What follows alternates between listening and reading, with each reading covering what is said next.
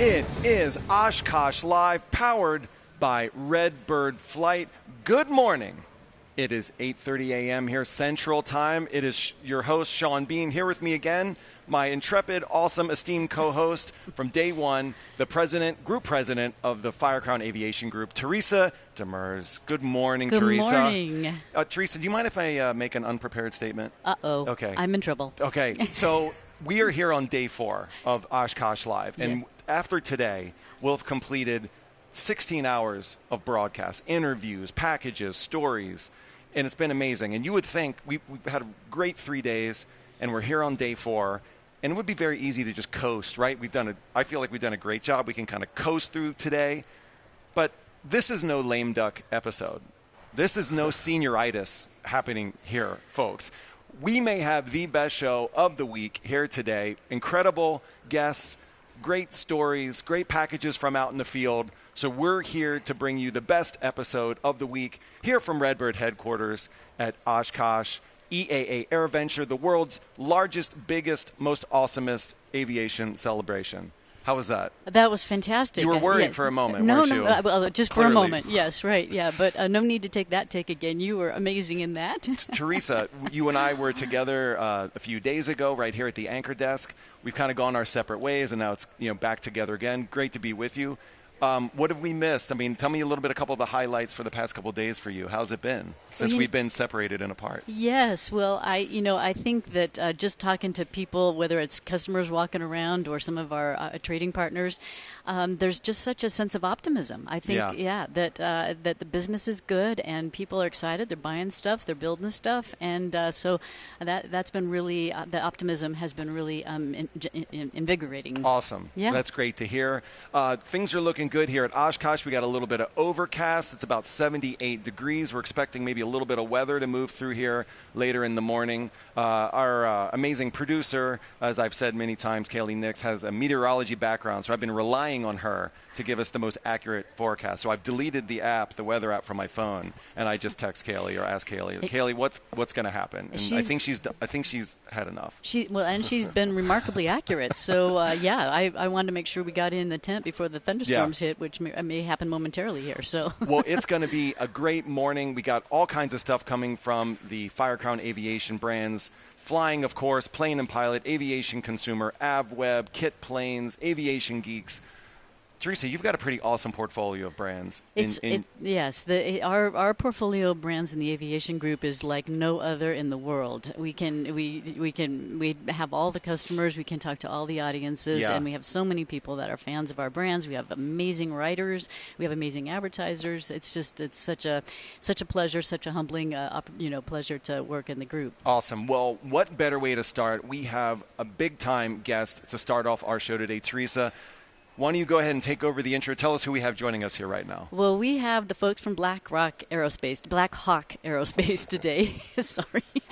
And with me on my right here is Jim Allman, one of the founding partners of Blackhawk. And to my left is Pete Bunce, who many people also may know, retired from Gamma earlier this year, and is on the board of Blackhawk as well as the board of Redbird Flight, which is obviously we're powered by Redbird here this week. So we're going to have a really interesting conversation with these guys, a little bit about what they do, but more specifically about some of the tax implications for aircraft owners to be considering now that the Big Beautiful Bill has passed. So, Jim, why don't you tell us just a little bit about the background and what Blackhawk does? Well, we started the company about 27 years ago, and from an idea that I had from working from another company that did piston engine upgrades. So I thought this would be a great opportunity or a great business to do it in the turboprop world. And so I pitched it to my business partners at the time. They thought it was a great idea. And one of them bought an airplane. It was a Cessna Conquest 425.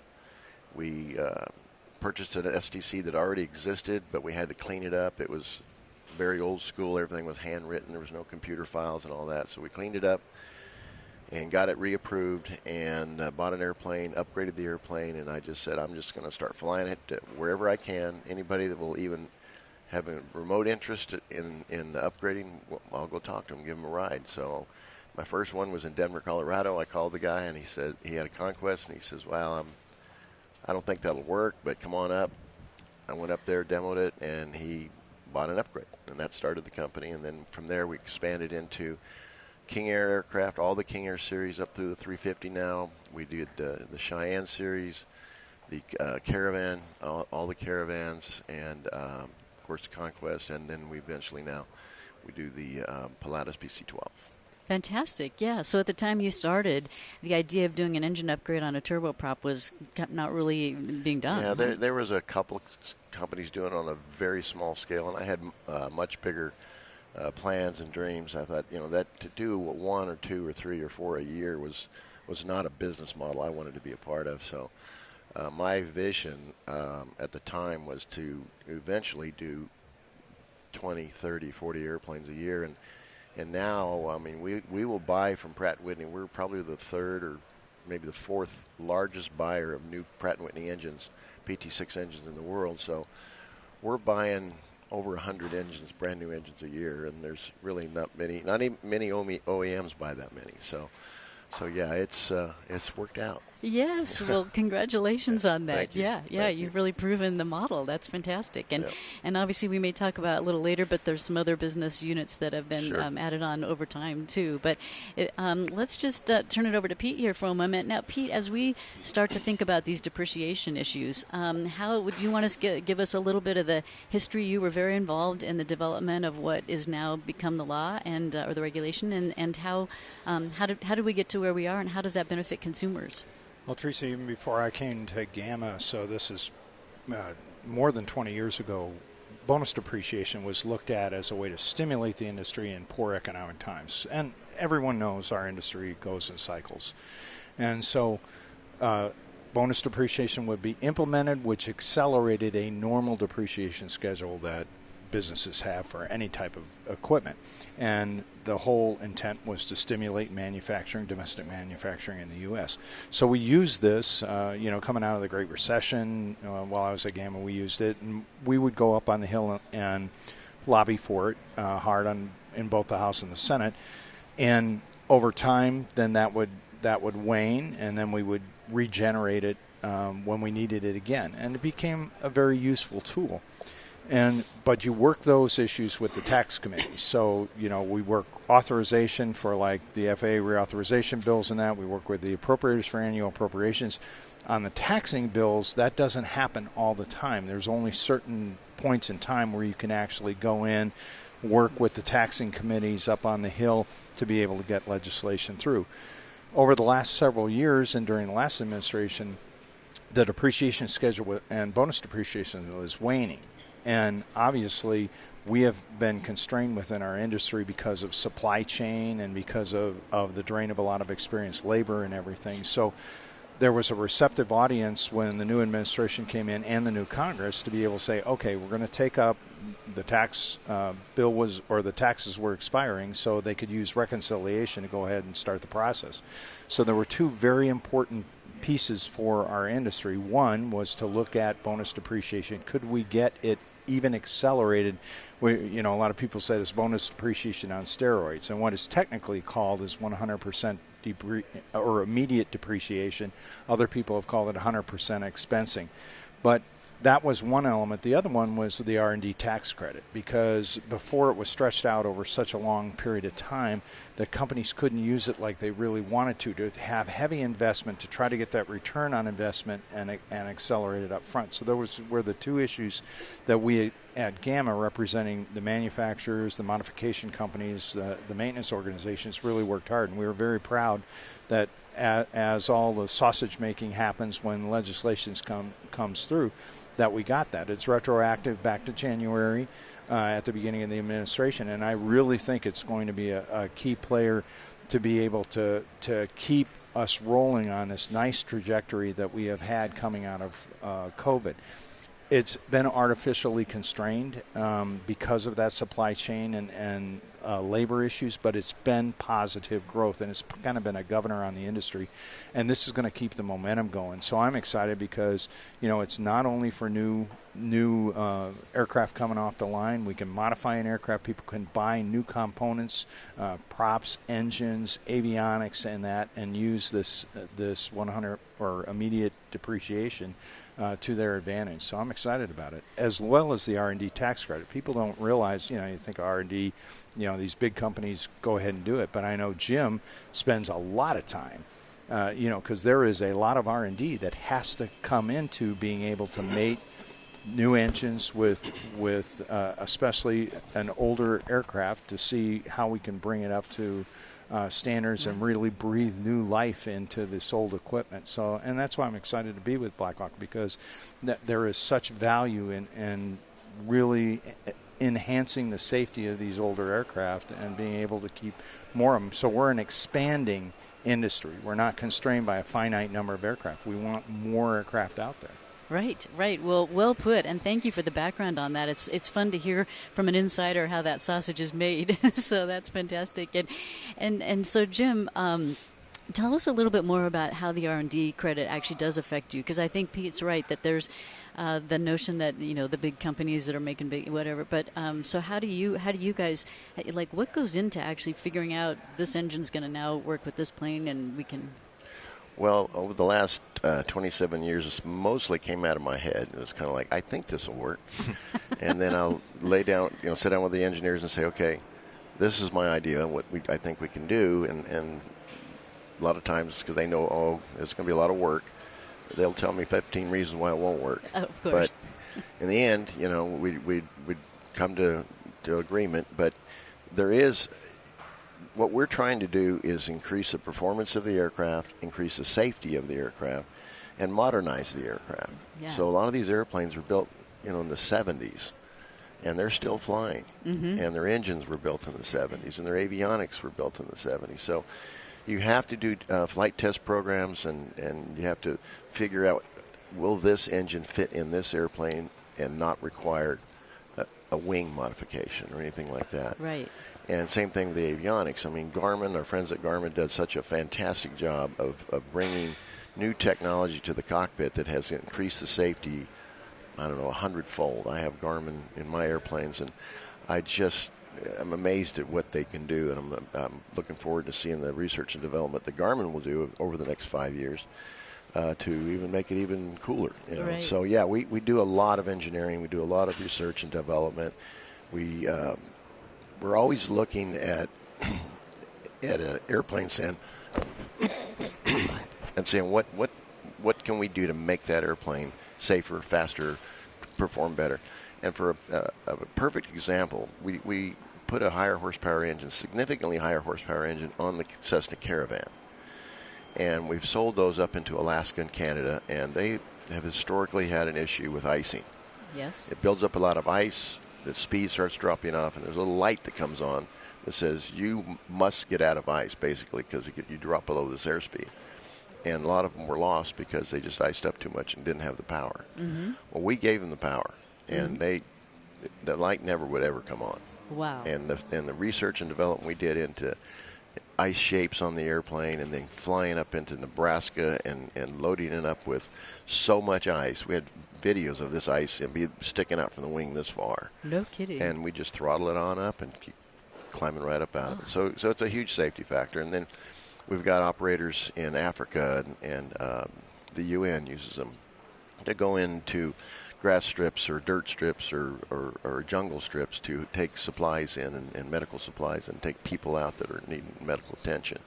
So it enables them to carry more people and more cargo in or out of these little tight strips by having that extra horsepower. So research and development is kind of 75% of what we do. Right. The other 25% is my sales team have to go out and sell it so we can have more money to do more research and development. Right.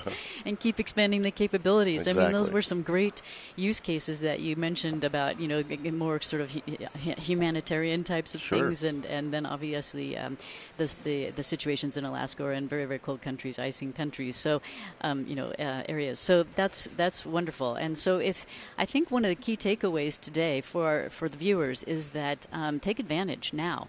I mean, this is retroactive back to January, so if you've been thinking about upgrading your aircraft, now's a good time to do it. 100% depreciation this year if you'd want to do that. If you want to space it out over time, I think there's still like a 5-year schedule or something. Is that right, Pete? Yeah.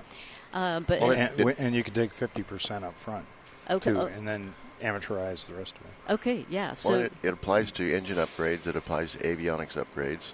So, and it's not just our industry. I mean, if you're a construction company and you buy a new bulldozer, or you buy a new dump truck, or you have a computer company, you buy new software, it helps all the industry. This is not a rich man's tax cut. This is across all industries. Right. And it creates jobs. I mean, aviation is one of the biggest employers in the country, and I think that, but it should be known that it applies everywhere. Right.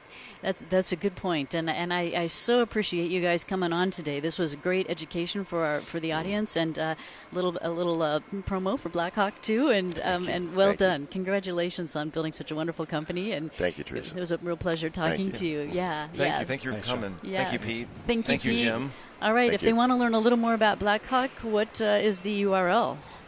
BlackhawkAerospace.com?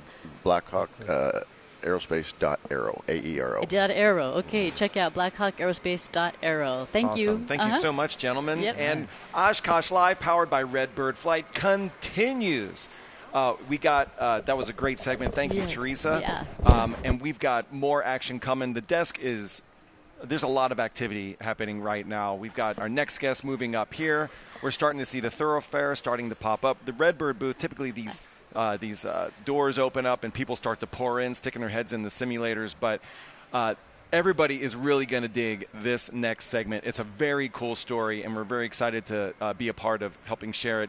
Jesse Polstrang from Wing Drone Delivery is at the anchor desk. Jesse, welcome to Oshkosh Live. Thank you. We've been very excited to talk to you about what you've got going on. So I think we got some video to show. We got a drone here on set to share. So maybe the best place to start is a boilerplate overview. Tell us what Wing is and what it does. Yeah, so Wing is the leading drone delivery service. We are delivering to thousands of homes in the U.S., in Australia. We are getting small packages right to those doors for customers with partners like Wing and DoorDash. And we are leading the way to make that happen. It's real today, and it's only going to grow. Yeah. Well, I think, first off, if we have a shot of it, we have one of your drones here on set you were kind enough to bring. I don't know if we have an ability to show the drone here on set. Yes. But anyway, Jesse, let's go ahead and throw it to the footage. We have some footage because I think you really just have to see this. Yes. I mean, obviously, Jesse can do, imagine if you will, a drone in the air, carrying your wings, carrying your baby formula. But I think, so Jesse, I know, you've obviously probably seen this video a million times, but tell us what we're looking at right here. Yeah, so what we have today on set and what you'll see here soon is the aircraft currently in service. So this aircraft is carrying a little under 2.5 payload, and so that means that we can load up those essential items maybe from a Walmart. We've got baby formula, eggs. Maybe you're ordering something from DoorDash. We have folks that love to order Panera lemonades. And because of the way this drone is designed, we can get that to the doorsteps with no spills. That's incredible. That's incredible, yes. And you're an Alphabet company, is that what I understand? Yes, we are wholly owned by Alphabet. We came out of the Moonshot factory. We graduated to the company we are today in 2018, and we started as the first commercial drone delivery service in the U.S. in 2019. Awesome. Well, a factoid that really jumped off the website doing some research, already more than 450,000 deliveries, already over 3 continents. And we were talking about those locations. You'd mentioned the U.S., Australia, but you also mentioned London, a very interesting story about the work you're doing there. Yes, yeah, and we're actually up to over 500,000 to homes. Oh, truly. Awesome. Incredible. Yes. Now, the London service, that was an awesome pilot where we actually delivered blood samples, hospital to hospital. It was a great use case of what we can do. And, in the U.S. specifically, what we're focused on is getting those packages to homes, which is a totally different problem to solve, right? Every front yard, backyard, it's going to look different for every home we're delivering to. And so that was a really exciting project that our team has been tackling for years, as you can imagine, but it's truly a reality today. I mean, I'm sorry, Teresa. I just want to stop. I want to make sure everybody understands what they were just watching. Did everybody just see a drone delivering food being dropped down from a drone in somebody's driveway? Okay, and here we are. Jesse, tell us a little bit what we're looking at here. This aircraft, this is the aircraft that is in service today. So what you'll see, it's lightweight. There are redundancies, of course, safety first. But this aircraft is flying in places like Dallas, Charlotte. Our first site in the U.S. was Christiansburg, Virginia. But we've got more than 20 sites in Dallas alone. And so this aircraft is specifically designed to get those packages to our customers every single day. They do charge. They've got different missions throughout the day, but it's been really exciting to see it grow. And I see that, and correct me if I'm wrong, by summer 2026, wing drone delivery will be available at Walmart supercenters across multiple major U.S. metro areas, including Atlanta, Charlotte, Houston, Orlando, and Tampa. Yeah, this was a really exciting announcement from our company. Walmart's been a great partner to us, but in May we made drone history with a commitment of 100 new stores for drone delivery. So Walmart is seeing the benefits of what their customers can get access to with that speed and convenience, and so we're really excited to bring it to even more markets in the coming months. So, with so much happening and exploding, this almost seems like a strange question, but what's next on the horizon for Wing? It seems like there's so much already on the horizon. Maybe anything else to add? There is. There's actually, so we were very excited at Oshkosh this year. We flew a mixed fleet demonstration. So what that means is the aircraft we have on the set today is in service. We're very excited about that. But we have a larger aircraft coming in service very soon. So that is on display in our booth, and it is flying in demos. But what is really interesting about this aircraft is we have more than doubled the payload. So now we're looking at 5 pounds, and you can imagine that just opens up a whole new world of possibilities for our customers. More wings, more lemonade. Yes. That's really what. More eggs, more baby formula. Oh wow! Yes, exactly.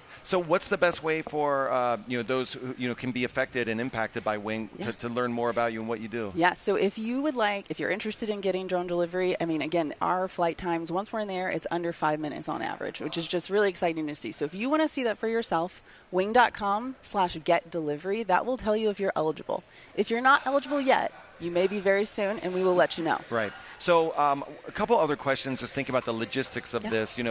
Obviously here in Oshkosh for the past couple of days and anywhere, weather, wind, of course, all kinds of situations, even like checking out the drone, like how it seems to be built to be able to accommodate these things. Tell us a little bit about those logistics, how you manage them, and kind of the parameters you all can work within. We have an incredible team that is, we design, we manufacture, we operate these drones. So we very much are always focused on what's the next thing our customers and our partners are looking for. That does include weather testing, right? So what's the high heat? What's the cool? We do fly in light rain. So we're constantly looking to continue to push those capabilities while also making sure our partners and our customers are getting taken care of. That's incredible. I was even reading, one of the maybe testimonials on your site and talking about, you think about all the use cases for this, but about, older folks who maybe aren't able to get around, like, families being able to get things to them in a very, simple manner. It's just really incredible. Yeah. We had somebody that said, what's your demographic? Who uses this? And I'm like, believe it or not, we have quite the age range. We have elderly folks that maybe don't want to drive every day. They don't want to get on the roads. We can get those packages literally delivered to their front door. Meanwhile, you got those tech-savvy teenagers that are loving that they can get their DoorDash order, their Walmart needs, their charger they forgot, very quickly through our partners. Can you tell me what it looks like deep down in the Wing laboratory where these drone pilots are moving all these wings and Panera lemonades around? Can you paint a picture for what this looks like? I imagine it must feel like an episode of Star Trek or something. Yes, there's a lot of screens, as you can imagine. So our picks, our pilots that are they oversee a geographic area. So there's no joysticks with the drone design, and what they're really focused on is a geographic area. So what's the weather look like? Are we safe to fly? Do we have helicopters in the area? Our picks are critical to our business. Meanwhile, we have aircraft that can complete the missions, land on the charge pads, kind of get ready for the next delivery. Awesome. Well, once again, want to make sure we get the URL. There anything else that for people who want to check out Wing? Yeah, check us out on social. We're at Wing on most platforms. Otherwise, go to wing.com/getdelivery. We'd love to be servicing you soon. Well, fantastic. Keep your eyes in the sky for the Wing drones out there making all kinds of deliveries. Jesse, what a story. Congratulations. Wishing you continued success and growth. It sounds like you've got everything under control. And I'm right outside Orlando, so I look forward Great. to taking advantage of this next summer. We'll see you soon. Awesome. Very cool. Thank you so much, Thank you, Jesse. guys. That's Jesse with Wing Drone Delivery. I told you day 4 was going to be a banger. It's Oshkosh Live, powered by Redbird Flight. We have more great conversations coming. Teresa, Yes. from the big, beautiful bill and depreciation to Wing Drone Delivery. We're already off to a hot start. A hot start, yes, Yeah. yes. This has been a great morning already, and thank you for joining us. And we're going to introduce our next guests now. We have John Zimmerman, the CEO of Sporty's Pilot Supply, or Sporty's, and then we have Josh Harnagle, who's the COO of Redbird. Welcome, both of you. Yeah, you're welcome. It's great to have you. And so let's talk about the initiative that you guys are working on together. Yeah, well, Redbird's been doing the Redbird Migration Flight Training Conference for a number of years now. What we think at Sporty's the premier flight training event in the industry. And Josh and the team at Redbird came to us last year and said, we would really want to take this to the next level. Would Sporty's be interested in partnering with us to put on and promote the show? And it was a quick yes for us. Absolutely. We're, as you know, passionate about flight training at Sporty's, and so it was just a perfect mix of what we care about, what we want to do. So we're really excited to dig in and get working with Josh and take migration to an even higher level. Well, that is fantastic, and yes, a lot of people I know of Sporty's because you sell a lot of pilot supplies and things, but really the roots are in flight training, and that's really one of the things you guys are most passionate about. I think, right? It's what we care about. We were founded by a flight instructor Yep. 64 years ago, and we still care about it. We still run a flight school today, so that's always what we've appreciated about migration is we're really hands-on, whether it's our online courses or our flight school. We really understand the struggles and rewards of flight training at a very deep level. And I think the Redbird team does as well. So it's a little bit lighter on the fluff and a lot heavier on the practical tips and advice that we really, you can see it when you know it, and we've seen it there, and that's why we're so excited to partner with them because we know that a stronger flight training industry and more successful student pilots is good for the entire industry. For sure. Yeah, fantastic. Well, Josh, one of the things that I mentioned the other day, I think when we were talking, is how I've always been impressed that Redbird is just constantly thinking of new ideas, new ways, innovation, and certainly we see that in your products. But I think the Redbird Migration was a great example of that too. When you guys were still kind of a little nascent company, you started thinking big and putting on this migration. And even at the beginning, a lot of companies would join. You would get good attendance, but it's growing and growing since then. And so, why don't you tell us a little bit about? I think you were even there from the early days, weren't you? I was the event coordinator on Migration number 1. And Migration is kind of a unique conference. We don't have sponsors really. We don't have exhibitors, and our partnership with Sporty's is a partnership. It's more than just Sporty's writing us a check, right? We thought a long time about who could we bring into this into this conference that would understand the goals and the spirit of it, as well as bring a lot of value from their knowledge, their sort of corporate and internal knowledge of flight training and the customers that they have. And Sporty's is the obvious choice for that. I mean, they have, like John said, have been in the flight training industry for 63 years. They're still on the cutting edge of that, and in places that we're not. They're really helping the individual student learn at home, in a ground school, things like that. And I think they can bring in some additional insight that'll be useful for our customers or for our attendees at Migration. And overall, I think it'll be a great partnership, and hopefully it'll continue to grow and hopefully spread the message a little bit. They also happen to have a big following on YouTube, so that should help. Well, that's something we're definitely excited about. Is these guys do such a great job at Migration of capturing so many of the sessions on video. They do not spare any expense when it comes to the AV budget, and they have some great content. We're really excited about getting that out to an even broader audience after the show. So lots of people attend Migration. We're always limited a little bit by who can come because Redbird does a great job of hosting Migration, usually at airports or aviation spaces. They're not going to be at a hotel conference room, which is great, but that does limit who can be there. So one of the things we're really excited at Sporty's is to get the knowledge that is shared at Migration, which is so valuable, and get it out to more flight schools, more flight instructors, who can't make it to the event. And I think there's tremendous opportunity there, and we can't wait to get started on that. Yeah, fantastic. So when is the next migration? So migration is always done in March. This year it's March 3rd and 4th in Lakeland, Florida at the Sun and Fun campus. Oh, fantastic. It's a great place to have it. A lot of facilities there. Yeah. And if people wanted to come, how would they get involved? Just go to migration.redbirdflight.com, and there'll be a way to sign up to get notified when we open up registration, and we can go from there. Yeah, fantastic. All right. Anything else you guys would like to add? I think I'm good. John, you have anything? The only thing I'd add is if you're not sure about migration, not sure what it's like, you can go watch some of the videos from previous sessions and get a good feel for it. I think you'll find Josh is being modest.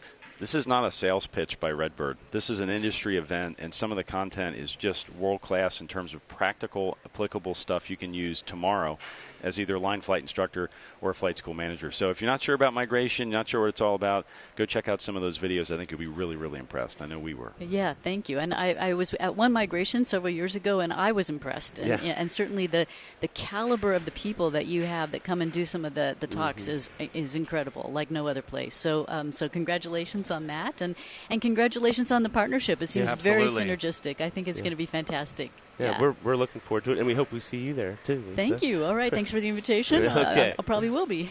All right. Thanks a lot, guys. Thanks, Teresa. Thank you, John. Thank you, Josh. Sporty's and Redbird partnership. Thanks for bringing that story with us and letting us announce that and share that here. All right, we're going to keep moving here on Oshkosh Live as my man Bo is coming up to the desk. Right. This is another great segment, very cool product to share, great story to share. We got Bo with Bravo Golf making his way to the anchor desk, getting settled in. He's got his water bottle. He's staying hydrated. He looks good. What's up? Let's make sure your mic is good. Oh, here he comes. Here we go. All right. Here I am. There we go. All right. Fantastic. Well, we are see here. you guys. Awesome. We are here at Oshkosh Live, powered by Redbird Flight. The show continues. Another great guest. Want to introduce Bo with Bravo Golf watches. Yes, I just sir. want to say, Bo and I met just a couple days ago at the flying party, and it was actually just two bros admiring each other's style. That's right. I have it, and clearly he does as well. Yeah, totally. And that's what guys do at cocktail parties. They give each other compliments on their looks. 100%. And it started, we were just chopping it up, and he just fell into, I think I just admired the watch before I even knew he had a watch company, and he showed it off, and then the story went from there, and I'm actually really excited to share that with everybody here, Bo. So anyway, first off, welcome. Great to see you again. Good to see you. So maybe for everyone at home, let's maybe give us the origin story. Tell us about Bravo Golf, and give us a little high-level overview. I love that you asked me about the origin story first. Most people say, tell me about the watch, but Yeah. I can't tell you about the watch unless I tell you about the origin story. Yeah. So I'm a commercial pilot by trade. Flew for about 7 or 8 years professionally. I always loved watches. I always, was a fan of the Breitlings and the Balls and the Bell and all beautiful timepieces. But you have to save for those, and as you go, that becomes sort of a signature piece that you want to get. I thought it'd be cool while I was flying, though. As a flight instructor, what do you make an hour? $10, $15 an hour as a flight instructor. I remember my first flying job, I towed banners on the beach, and I got paid like $8 an hour to do that. So you're flying for passion, like all of us are. So, but you don't make a lot of money. So it's really hard to have nice things. So that's what gave me the idea initially. I said it'd be so nice one day to have a high-quality timepiece that pilots could approach that was a little bit more affordable, but that also concerned itself with their feedback directly. So that's how we started. We actually sent a survey out to pilots on social media, and in 7 weeks, we asked them, what do you want to watch? I had 6 or 7 features I wanted them to rate. In 7 weeks, I had over 1,800 responses. Yeah, I was reading about that. Yeah, it was crazy. So it was pretty remarkable. I thought I might have 100 people respond. So when I saw that number come through, Because pilots don't have opinions. yeah, right? exactly right. Yeah, they're all very opinionated. So, which is okay. I can say that because I'm a pilot. So it's all right. But it was great. We took that data and we created our first product from there. Well, I don't know if we're going to be able to get a close-up, but I think the face of this watch really needs to be, and not to put you on the spot, Bo, to kind of describe what people are seeing, but clearly a watch, like the phrase you use, for pilots by pilots. But what you explained to me the other day, like really the philosophy on what you were going for. Would you mind kind of sharing that? Yeah, absolutely. So our philosophy is to do less but do it well. So we're less complex, we're less bulky, and we're a little bit more affordable. So what we heard in the data is that most pilots on their wrists really just want a quick GMT to local conversion. So that's what we created. So if you see our watches online, if you go to flybravogolf.com, you'll see that we have a crescent window on our watch. That is the GMT time, and the hands are the local time. GMT watches have been around for a long time. It's nothing new. So we took that and we iterated on it. So instead of having a 4th hour hand, we just removed that and we put the GMT time in a crescent window to make it a little bit more intuitive. It was a great quote of yours, which was, the cockpit doesn't fit on your wrist and it's not supposed to. That's right, That was very man. astute. That's right. You know, it's interesting. I never used an E6B on my watch. You know, I never used a slide rule or anything like that because all of that stuff exists in the cockpit, you know, and there's enough distractions out there already. So we just wanted to make something that was simple, didn't add to the distractions, and, you know, at best could help you with your GMT to local conversion. Yeah. If I can jump back, because that was one of the things I wanted to talk about was your survey and all the responses you got. Like, what were the loudest voices as far as, or things that you heard maybe the most on repeat as you went through all those responses? You know, it's actually really remarkable. I'm a bit of a data nerd, so we had quantitative data and qualitative data. Quantitative data is numeric. Qualitative are comments. So in the quantitative data, the highest rated feature was we want a quick GMT to local conversion. And that was it. It was just give me something that's easy to understand those 2 time zones. But when I looked into the comments and the qualitative data, the most remarked point that people made was we want it to be durable. It's got to last. I'm in the cockpit. I'm banging it on stuff. I'm walking around with it. So we actually put sapphire crystal as part of the glass. It's got PVD-coated stainless steel. We give you a 2-year manufacturer's warranty. And I've had mine in 4-degree weather. I've had it in the ocean. I've had it in the lake. You know, I've put it through the rounds, and it's held up. So it's very durable. And I also see that you customize it by doing some etching on it for everybody as well. Can you share a little bit about that? Absolutely. So, you know, this ultimately, I wanted to help pilots celebrate and commemorate their journey. There's so many milestones that we all have as aviators. So I thought it'd be a really cool thing to offer a complimentary engraving of your airman number or a date that's specific to you, like your solo date or the date you passed your check ride. So we offer that at no additional charge. You get 12 characters on 2 separate lines, so 24 characters total. And you can do that online at checkout. So we're here at Oshkosh. No shortage of pilots. No shortage of opinions. Right. Again, reacted very immediately when we were talking the other night. What are you hearing here? You know, it's a great question. So this show is as much for me about research as it is about selling watches. We've had so many of our current customers come up to us, and I always have 2 questions for them. I say, how did you hear about us, and what made you decide to buy the watch? Most people hear about us online or through, Flying Magazine. We do ads with you guys. Yes. And so those are the channels, but they say, you know what, it's just a really clean watch. It's super simple, and I understand it when I look at it. That has been the feedback across the board.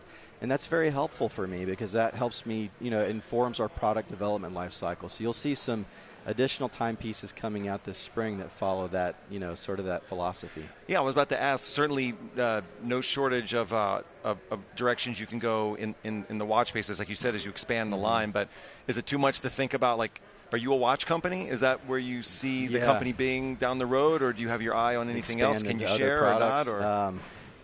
We are a watch business. There are so many lessons to learn and relationships to gain in this industry, and we're just going to focus on that lane. We're going to stay in the timepiece lane. But what you can see, we have some really, really cool collaborations coming through. I'll mention one that we're doing already. The Wright family of the Wright brothers reached out to us a year ago, and they said, would you consider licensing our name for a limited edition watch run? It took me half a second to say yes to that. I was like, how cool. Yeah, of course. And so we actually produced that with them last summer. It is available for pre-order now. They will be shipping in September. But I worked with Stephen Wright and Amanda Wright directly on that. They opened up the family archives to me. And that series has some very cool Easter eggs. We pulled some things from history that have been lost and incorporated them into that series. Wow, that's incredibly cool. So for all the people who are clearly going to have the same reaction as me, they're going to want to check it out, learn more about your story. What's the best places for everybody to find you? Well, if you're here at the show, come see us. We're Hangar C, booth 3168. We'll be there for the rest of the week. I'll be there. My team will be there. I'd love to meet you, love to say hello. Online, you can get to us at flybravogolf.com. And at Instagram, we are at flybravogolf. And I just want to say, for hanging out with you the other night, you're an awesome ambassador for the brand. It was great chatting it up with you. Thank you, Sean. And hearing your story. So no doubt that this will succeed because you're there to tell that story on behalf of it. So check it out. Bravo Golf watches. They're super slick, super cool. Thank you, Bo, from Bravo Golf, for joining us this morning on Oshkosh Live. And we're going to continue the show right now. We're going to throw it to another feature story from our sponsor, Redbird Flight. The sky is a good place to start. Take it away.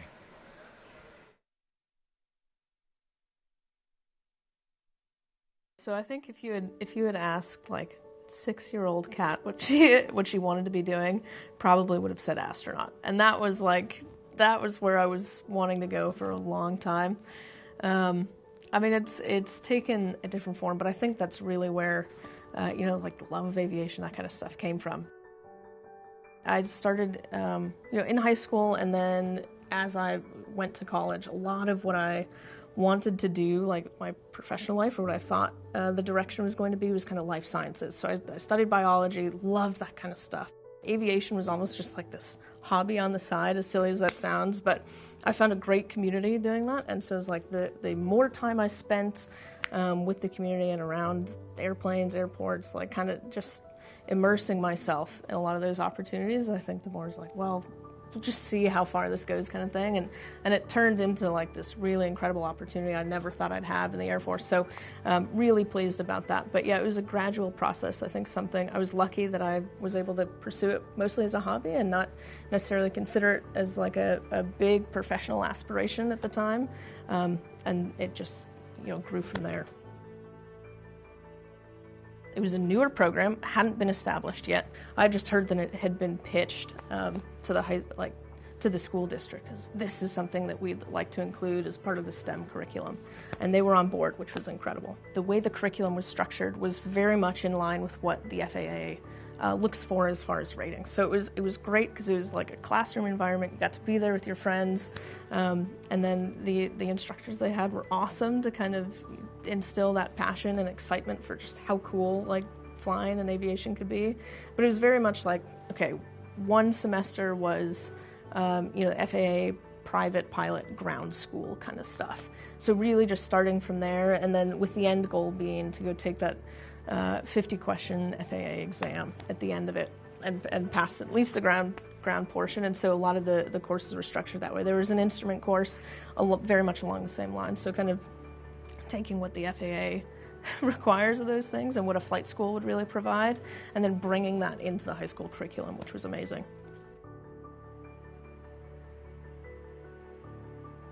I went to the Air Force Academy, and so just kind of continued. I didn't think I wanted anything to do with the military, but was really lucky to have the opportunity to pursue that and explore that career path. And then obviously give back in some form of service as well, which has been amazing. And so I went to the Air Force Academy and was just had continuing exposure to flying and what the Air Force does and their involvement there and all the different career paths that you could take that are involved with aviation. I think that's something that I learned early on was you don't just have to be a pilot to be involved in this kind of stuff. There are all kinds of ways to integrate with the community in aviation and flying and to still play an active role there.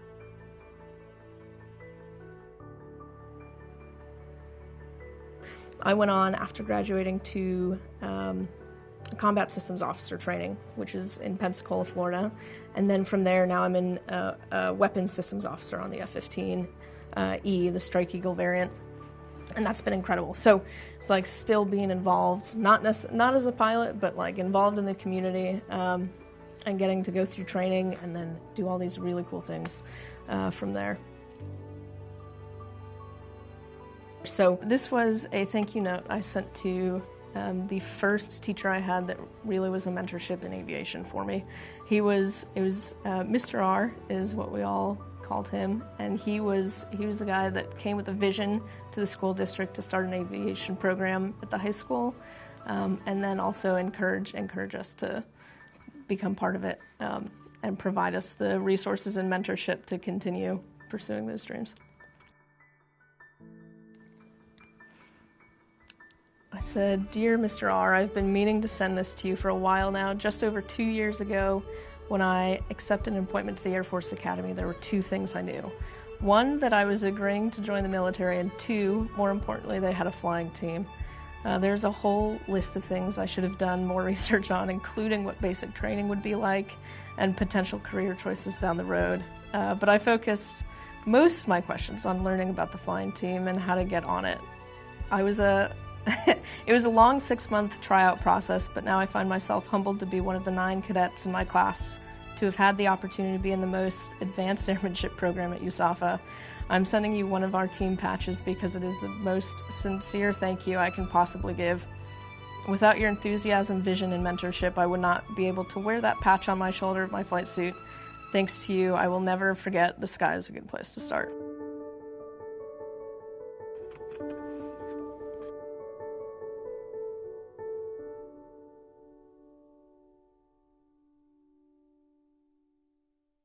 So another unique thing about this airplane, as old as it is it's not a completely hydraulic airplane. So modern airplanes nowadays are hydraulic and fly-by-wire. We still fly this airplane with a manual cable to the elevator. So that presents unique flying control courses that we have to overcome and get practiced on. And it makes flying the airplane a joy once you could get it all working and harmony together. So my experience with Samaritan's Purse so far, I've got to take Christmas child boxes to Israel. I've got to take relief supplies for a flood in Brazil. I did relief supplies to Ukraine for landing in Holland. And all of those missions allow us to serve a community that is in need of hearing the gospel. So it's joyful for us to be able to do that. The plane itself, I think probably the most unique thing about loading it would be the fact that the cargo is forward of the passenger section. And so most of the weight is forward. And so the difficulties can be when you have a bunch of passengers in the back, but not a lot of freight up front. So when we were doing relief missions, to Ukraine, to Poland, we were taking Ukrainian refugees to Toronto. And so we were flying back basically empty as we took a bunch of supplies forward. And so the creative thing was trying to find out how much ballast was needed to have the weight forward in order to counteract the passengers all being in the rear. We've recently acquired a 767, and that one is going to be a tremendous increase for our capabilities. It's about 3 times the volume of space for cargo from my point of view, as well as just the intermixing of different pallets and cargo that we could take just by having that more space. It's going to increase the tremendous size. So that's our next step. So we also have a 757. That's been with our ministry for about 2 years already. And so that one's a smaller cargo airplane, and we've been able to have it go global reach by making more fuel stops than maybe the DC-8 has had to do. But between these 2 cargo airplanes, we'll be able to do things regionally in North and South America very easily with the 757 and internationally easily with the 767. Neither of them are passenger variants, so we had their cargo only. So we are still looking forward to trying to figure out how to recover the passenger missions that would allow us to bring the field hospital, which we can now put entirely in the 767, yet still bring the field team that goes along with it. So the cargo and the medical team are together on site at the very instant we land, and they can hit the ground running. Oh, look here. Yeah, 10 years ago, this airplane ushered in heavy transportation for Samaritan's Purse. And in the same way, the 767 will be a game changer and usher in a whole new age of transportation. As an example, it takes 3 of this airplane to take a Tier 3 emergency field hospital around the world. We will be able to do the exact same thing on one airplane, so 3 times the capacity of the current airplane that we have here behind us today. The retirement year is this year, 31 December. We plan to retire it, and the question is always asked is, what's next? We do not know. Right now we're developing options, whether that's a museum, whether that's another organization that takes it over, or whether it's just time to put it to bed. We'll see how that works, but we're going to trust in God for his plan. So it's the last U.S. registered C-3 flying in the world today. Yes, there is another one flying in the DRC in Africa, we believe, and another one that's Peruvian registered, but it's flying in Miami. So we always refer people to our webpage, SamaritanCurse.org, and there you'll find out all kinds of information. I think the most important thing is to understand that what we do is exactly what you see written on the plane there, where it says, helping in Jesus' name on the nose. We want people to know that when we go somewhere to represent Jesus, and we're trying to proclaim the gospel so that we can feed the more important spiritual needs that they find themselves in. It's Oshkosh Live, powered by Redbird Flight. Here we are at Redbird HQ on day 4 as we're about to close out hour 1, Teresa. It's been an awesome morning with you. Great conversations, great innovations, so many cool things going on. I know many of you at home probably maybe watching this right now live or looking at Teresa and I saying, those are two very competent people that probably put this entire show together themselves. And they probably do it all the time. But do not be fooled. It takes a conductor of a symphony to bring this all together, behind the scenes, in front of the scenes. So we want to make sure we give a shout out and bring to the anchor desk our illustrious producer, Kaylee Nix. I think you guys give me way too much credit because Why? I don't have a musical ear. This isn't a symphony. This is like... What is it then? We're across from the tower right here. We're catty corner. I'm like an air traffic controller this week. Okay, better analogy. You missed that. It was right up there, and you totally missed it. I missed it. You overshot the runway. Beautiful analogy. And Kaylee, among the many things she does, not only producing Oshkosh Live, runs all editorial for Firecrown, which covers not just aviation, but model trains and boating and yachting and, I mean, so many cool things in your universe. So the coolest thing, so we just had Wing Drone up here in this segment, right? And I've been writing about or orchestrating the writing about Wing now for years, since they first started their drone pilot. We wrote about them via the connection with Alphabet, and now we're writing about them expanding their purview to your neck of the woods, right? Yeah. That came from our transportation and logistics brand, from FreightWaves. So we take that, and now we have this entire portfolio of brands that cross 4 different verticals. I think we're somewhere north of 37 different individual titles now, print and digital titles, digital only. We've got news, we've got enthusiasts, we've got video. We've got, basically, if you want it, we have it in our media portfolio. Obviously, we're here focusing on the aviation group, which is important to bring to the forefront. We're at Oshkosh. But, you know, we touch everything in our audience crossover. If you're an aviation geek, chances are you also probably have a vested interest in other nerdy things like model railroading. That's right. Well, before we go talk about the wider view of your role, I want to talk a little bit about putting this show together because, like I said, you know, you're behind the scenes, you know, putting the show together. You're out in the field putting packages together. She was on the Goodyear Blimp yesterday. You're going to see that package later today. So tell me a little bit about the mentality of, you know, when you go, you know what, it's Oshkosh Live season again, I got to get started. Tell me a little bit about the air traffic controlling of this particular production. Well, so you know how people are always like, my Christmas planning starts on the 26th of December? Mm-hmm. Last year, the planning for this year's Oshkosh Live started on I think it was the 28th of July. Whatever, the show wasn't even over yet. Our show was over, but EAA as a whole was not over yet. And we were already thinking about what was going to happen for 2025. And for those who are probably new viewers to us, maybe this is your first time watching Oshkosh Live, maybe you're joining us for the second time, we really appreciate that. I'll give you guys a little bit of background. In spring of 2024, I think it was the end of March, so, you know, we're talking about a quarter, four months before Oshkosh Go Live Day, EAA grounds open, the folks at Redbird came to us at Flying and said, hey, we want to put on a college game day style, very kind of high-level overview of what goes on at EAA. We want to have a focus on Redbird as a company. We want to be your title presenting sponsor. And they go, we're not a media company. And we were like, okay. They said, but you guys are, so let's do it. And I'm not one to back away from a challenge. I love, you know, the energy here. I love trying to put my thoughts into something like this. So we were like, yeah, let's do it. So last year, with about 4 months' notice, we planned what was a 5-day segment last year. We ran for 4 hours, you know, to preserve the integrity of our sound with the air show that starts in the afternoon. And it was kind of this amalgamation of the brightest minds in aviation, the people who have cool products, things like that. So fast forward to this year, we had a year under our belt. And we were like, let's make this even more incredible. We had a ton of buy-in now from our editorial staff across all of our aviation brands. And you see that in some of the interviews that they bring to the forefront, right? Yesterday's conversation with Larry Anglesano and Blackhawk Group, who was on this morning, they were slated for 30-minute conversation. They went for almost an hour, just because that organic conversation is something that the viewers really care about.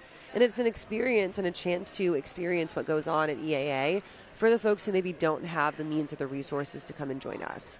And Teresa, you're with us here on the stage for the first time. You just became the Group President of Aviation here at Firecrown this year.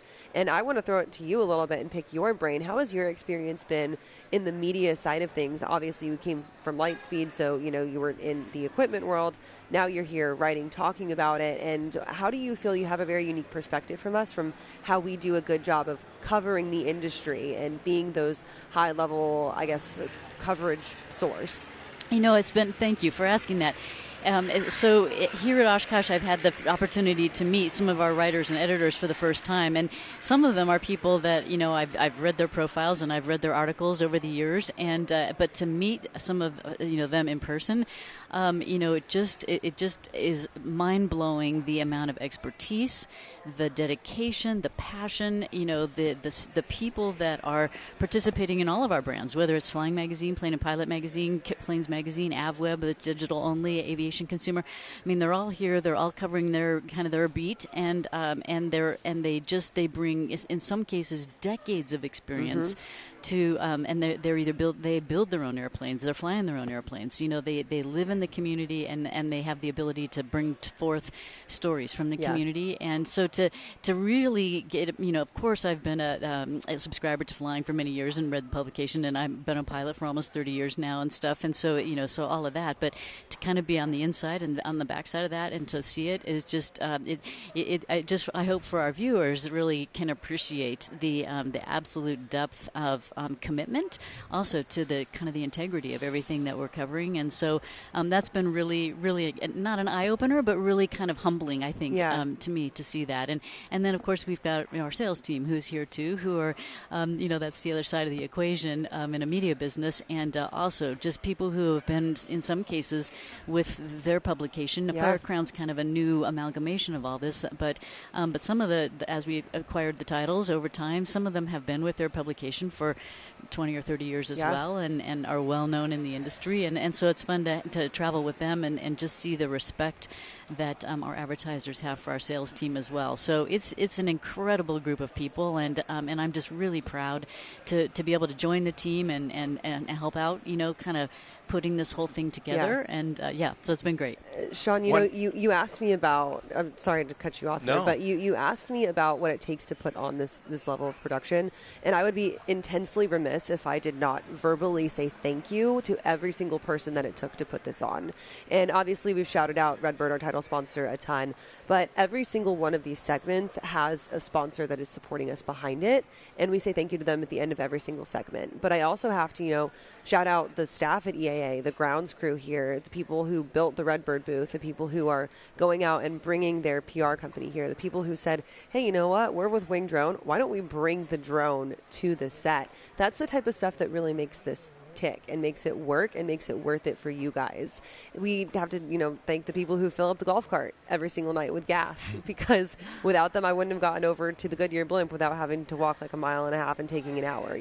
That's the type of stuff that I think is the unseen help behind the production, not to mention the production team themselves. And it doesn't happen without this intense, cohesive work between all of these parties. So I'll get off my soapbox. I'll get off my diatribe. There's no soapbox with there. a giant thank you to everybody that was a part of this. And Absolutely. a thank you to the viewer for being here and supporting us as well. Yeah, and again, speaking of behind the cameras, behind the scenes, Rem Show has been such an incredible production partner in bringing this all together. I want to thank them as well. And again, Kaylee, you've just been a great, tremendous air traffic controller this week. Again, 16 hours of content with probably, 5, 6, 7 different packages within each hour. And all the breaks, all the throw-tos, all the live shots in field, moving Starlinks around to get to our remote segments. It's really something. You've been the man of the stats so far this week. So before we let everybody go and transition into Larry Anglesano with Aviation Consumer, I just want to throw out some really fast stats. Initial stats for the people who have watched us. We have reached over 180,000 people just over the 3-day span. And that's sending out this stream across, I think it's 9 different networks, from YouTube to social media to our websites. The power of broadcast is still really alive and well for an event like this, and I'm really proud of that. But it brings people into AirVenture that may not have ever, one, known about this event or may not be fortunate enough to be here and attend it. And what that really does is that continues to drive the mission of growing interest in the aviation community, and it continues to drive forward the growth of young aviators. So we're, not that we're being altruistic, but we're helping the future by bringing attention to it. So thank you guys for being here. Thank you for letting me get up here and talk a little bit and explain and shout out everybody. And hey, we'll see you in 2026. I mean, I'm hype. I think next year we do 7 days. I think I've got more Sean, in me. that's Do a you? lot. That's a lot. But we've got the content. I mean, I think on year 2, it really, more and more people wanted to get on board, and the packages have been much more, so many more of them, and very interesting. And so it's really been a great production. And one last well plug done. before we let everybody go. If you missed any of this, go to our YouTube channel, Flying Mag's YouTube channel, Kit Plane's YouTube, AvWeb YouTube, or our Airline Geeks YouTube channel. You can find replays of our whole entire shows from all 4 days. You'll also find the individual videos of all the segments that we did.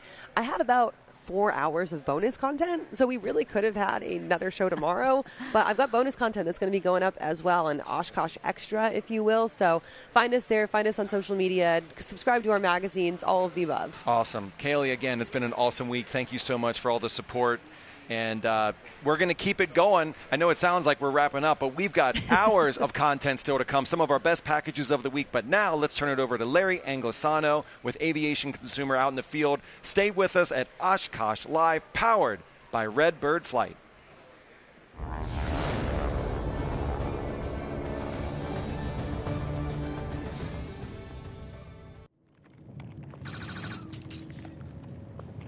It's happening. Okay. It's happening. Let's go. It's happening. Let's go. Get the bag. Get the bag. Get. What? Life's better when you're prepared, especially on the flight deck. Find a red bird near you and fly like you've been there before.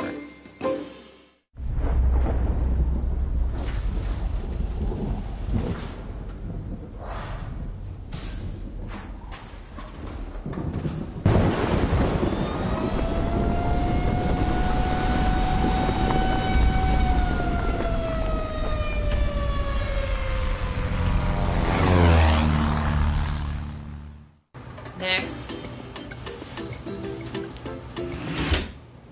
So where do you see yourself in 5 years?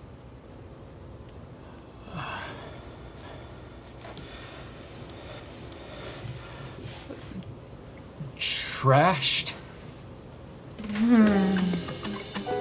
Life's better when you're prepared, especially on the flight deck. Find a red bird near you and fly like you've been there before.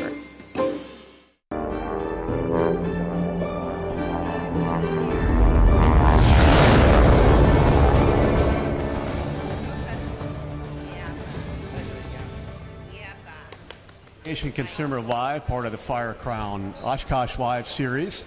We're here at the Rotax exhibit with Mark Becker. You know, in yesterday's live segment, we were over at Blackhawk talking about PT-6As. This morning, we'll pull the power back a little bit and get back to a budget that maybe even I can afford. There we go. Talking about Rotax engines. And, you know, it's an important market for Rotax, I think. You know, the existing aircraft engine market has got some issues, right? We've got prices higher than anybody has ever seen. We've got long delivery times, and we've got backlogs at the shop. So Rotax, I think, is important. And, you know, nobody knows the engine market better than you do, Mark. What do you see in the current engine market? We'll talk about that, and then we'll look at some of these Rotax engines, and then we'll step outside and look at some of these Rotax-powered airplanes. Let's talk about the engine market in general. What do you see? Well, first of all, thanks for having me. On the market, I think the last year's been actually pretty good. We all know after the backside of COVID, it really kind of went crazy, actually, to the good side. Then it still kept climbing quite a bit because there was still a lot of backlog with the OEMs, which kind of helped through the years. but that's kind of stabilized. Now this year it's kind of being a bit slower, especially also for us, mainly driven by the fact that we have a lot of European manufacturers. Then importing into the US, as we all know currently, is somewhat of a bigger challenge than it used to be. Yeah. Plus, we see a little slowdown on some of the items. People kind of holding back, waiting on what's going to happen. So compared to last year, we have a slower start for sure. Let's see what the rest of the year will bring. Yeah. I think we're still doing good, but sometimes you get used to the good only. Yeah. Well, maybe the market's slowing, maybe it's not, but Rotax engine technology isn't slowing, right? If you take a walk back in time, we started with what was the engine nomenclature for one of the first Rotax aircraft engines? Oh, that's so long ago, I don't even remember. But I don't remember either. What we did is obviously we started with the two-stroke engines derived from snowmobiles back when, because we realized that's actually something which would be a perfect fit for an airplane. And then over decades developed, I think, like 12, 13 different variants of two-strokes. Before in the 80s, we finally started doing four-strokes engines, starting with a 912 UL at 80 horsepower back then. Yep. Let's look at some of these engines, and you've got them planted here in the exhibit. Let's start with the 912. Yes. Got a 912 and an airplane I'm getting ready to fly. The more I operate this engine, and I've flown the 912 series in a bunch of different applications, the more I like it. Simple to operate, single lever, runs smooth, starts quick, and pretty reliable now too, right? Thank you. Well, obviously, it's especially if you come from a different engine, moving to another engine. I think that's true for everybody. It's always a kind of an adjustment, because it's like flying. You sit in a plane, you know what you're doing in that specific plane. When you fly something which is a little bit different, you kind of have to adjust it. Once you have gone through that, actually you enjoy it a lot. It is different because it revs kind of high, doesn't it, compared to a Lycoming or a Continental? Correct. Yeah, well, that's the first thing that you obviously see over here is the gearbox. Any engine is running on gearbox, and the main. Let's go take a look. Yeah, absolutely. So the main benefit we see in here, we can run the engine at its optimal speed, and we can still make through the gearbox that the prop gets its optimal speed, which usually are not the same. So what we see here, that's the 100 horse carbureted engine. So it's the second engine which actually came after the 80 horsepower. So still, as we see, carbureted engine, but all share the basic same concept, a four-cylinder boxer engine with an gearbox on top to run at the optimal propeller speed. Electronic ignition? Yes, correct, already. Constant depression carburetors, so already less to deal with, but still carbs which need synchronization because we have two of them. Electronic ignition already here. But it's not a big deal. I'm not a carb guy, right? I love fuel injection. Yeah. I've gotten rid of motorcycles that have had carburetors because I just don't want to deal with them. But on the 912 that we just installed, we did a carb balancing, and it's really not that bad. No, it's more to actually do it. Just do it. It's more to get learn set to up do it, and do it. You'll be fine, yes. But, when you get these things, when the carbs are synced, you know it. You hear it. You feel it. You got them running good. Absolutely. Sort of the entry-level engine for the GA market, I guess. How many applications does this 912 series work for? And why do you still offer the engine with carburetors? Correct, yes. So that's engine been here since the 80s, and it's still actually one of the big sellers because there are so many applications. I think we're talking roughly about 250 aircraft models you would still find with these engines. And especially even the TACNAMs we see today, a lot of them still run on that carb engine, which means we have a lot also in flight schools, and they will continue to operate for a while, which means we will continue to sell this engine for quite a while. Yeah. Big topic in the market right now is fuel. Yes. And sort of the claim to fame, or one of the claims to fame with these Rotax engines, is they can burn auto gas. Talk a little bit about advantages and why you'd really want to burn auto gas in these engines. Correct. So the approach we took on that back then, we already realized that it's got to be not only simple in operation, it's got to be lightweight, it's got to be just perfect fit for the use. We also realized that the fuels and fluids you run on it needs to be agnostic as much as we can. So from the get-go, we developed all of the engines for the use of motor gas, and avgas was kind of but it has to run on it too. But these engines actually do prefer MoGas, which you see on the maintenance schedule. Yep. You have much less maintenance to do if you do run on MoGas, because otherwise you have to deal with the lead, which we don't want. Others need it, we don't want it. So that's kind of the opposite direction we're taking there. But it gives you the option you can still run on avgas if you needed to, but preferably, obviously, you will run it on MoGas. Give a short summary of what that maintenance, looks like. Yeah. Running autogas and 100 low lead. Well, in a very simple rule of thumb, the maintenance hours double if you switch from avgas to MoGas, and that's more than 30%. Avgas, you're going back to the old maintenance. So, for example, 200 or 400 hours for the spark plugs. Just to give you one example. Okay. Or 100 versus 200 hour for the change. So you actually double your time between maintenance if you use the MoGas, besides the cost factor. Yeah. Quick tour of the engine. 2 carburetors, a couple of K&N air filters, right? Yeah. Talk about the ignition system. They don't call them magnetos on these engines. They're called ignition lanes. Yes. And talk us through what we're seeing here on this. So we have 2 ignition modules here running on them. We have 2 individual spark plugs on each side, so even if we should run out of one system, we still have a second system to run on it. Okay. So that's kind of a redundancy which built in there. Yeah. Pretty simple actually to begin with, but again, with that built-in redundancy, which helps a lot. Yeah. Not that we ever needed it, but yet it's one thing. It's also that's one of the things you check upon your run-up check. Sure. And no mixture control. No mixture control. And that's put both ignition lanes on. Correct. Hit the switch and it fires. Correct. Briefly discuss the gearbox. Yeah. On the front of the engine. Yes. Get a camera shot of that. So, as I said before, the idea is really to optimize the speed of the engine itself to make it run at most efficient RPMs, especially allowing us to be smaller and therefore much lighter. Okay. At the same time, a propeller always has a certain speed he prefers. You don't want to deal with the tip speed, and the losses are coming with that. That's why we have a 2.54, I think, on this one gearbox ratio. Okay. So the engine will always run 2.5 times higher than the gearbox, which, as you said correctly, is something you have to get adjusted to, because you see the engine RPM is just so much higher, but the engine is designed for that. It can run full power all day long. Yeah. It doesn't mind. Yeah. That's what it's designed for. I'll go out on a limb here and say that these engines are sort of pilot-proof. So you smack a prop, you got a sudden stoppage. Yeah. What goes on in a gearbox that might save you where you might not have that backstop in a Lycoming or a Continental?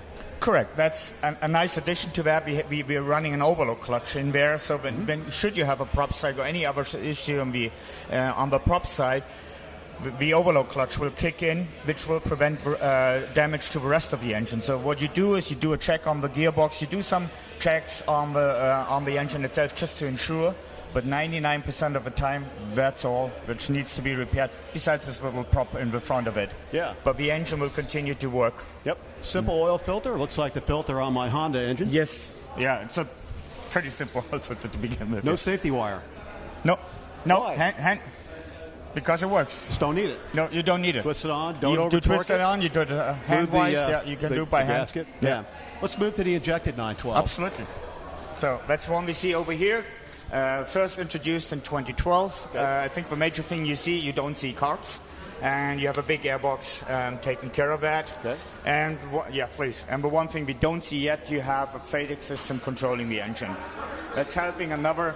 It's like we have a modern car industry. We have an electronic control of the injection and everything in the engine. Okay. We have lots of sensors making sure the engine runs fine, but also we have an electronic which can react to whatever happens. Fuel, for example, every fuel will have different quality, meaning it will have properties of burning.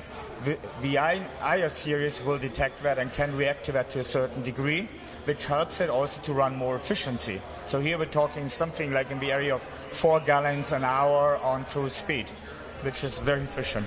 Yeah, I've been flying around in a 912 IS equipped RV12, Yeah. and boy, it doesn't burn a lot of fuel when Nope. you really pull it back. It's an efficient engine, Yes. and it does run smooth. Is the gearbox the same on the injected 912 as it is on the Yes, it on is. the It's carbureted? it's just a different color. Yeah, just different Yeah. color. And what else is different on this engine? Any of the wiring harnesses? Correct. Obviously, You have a little bit more wiring because of the electronics, and that all connects to Let's the. look at these harnesses Yes. here, if we could. That all connects to what we call the ECU, the engine control unit, which is essentially the FADEC for the engine, or the brain of it. Yep. The basic principle of the Boxer is pretty much the same. Yeah. Because it came from that heritage. We didn't just invent the wheel newly. We built on what we knew, we built on the experience we had, and just fine-tuned for what we think would be the next generation of engines here. Yeah. Are there more applications for the fuel-injected 912 than there are for the carbureted, or vice versa? We're still, from a legacy point, a little more on the ULS, but especially over the past 3 years, we saw a pretty significant move over from the ULS to the IS engines. Okay. So in terms of sales, it's actually even with this engine outperforming this one by last year already. Okay. And obviously that's a continuous trend. Yeah. This is more on the legacy fleet, now more on the replacement market. This is still more in the entry into new OEMs and Yeah. new models. Yeah. Are the maintenance intervals the same from a fuel standpoint? Yes. No matter Yeah. what- Fuel again, there's differences between AFGAS and MOGAS. Interval is pretty much the same, except you don't deal with carbs anymore. Yeah. Okay. What's next in the lineup? Well, let's move over from based on this. We took that engine and added a little turbocharger to it. And turned out to be this engine, which is a 915 IS engine. So we're talking 140 horsepower takeoff instead of 120. You see a little step forward, a little evolution on the gearbox. What's different about it? Well, it's 2 inches longer, which is the most important one to get to. Is the interior is a little different. It's a little beefed up. Obviously, we're dealing higher torques here, dealing more, but still the same concept of an overload clutch. The technical context is a little bit different to make it easier on the maintenance side. The rest is pretty much the same. Obviously, the color helps you to depict it, but airbox, all the rest, the cabling's all the same. So the installation differences are not that much besides the turbocharger down here and the intercooler for the turbocharger, which needs to go somewhere. Yeah, let's talk about this turbocharger as far as operation and maintenance. You know, you talk about turbochargers on more traditional engines, and you sort of wake up in cold sweat in the middle of the night, but pretty simple to operate, right? The only thing you can actually do to harm this turbocharger is not cooling it down after you used it. Okay. That's really the only thing you should be aware of. That if you really had a flight where you're actually using it, use your time to taxi back, use your time to idle for ideally 2 minutes.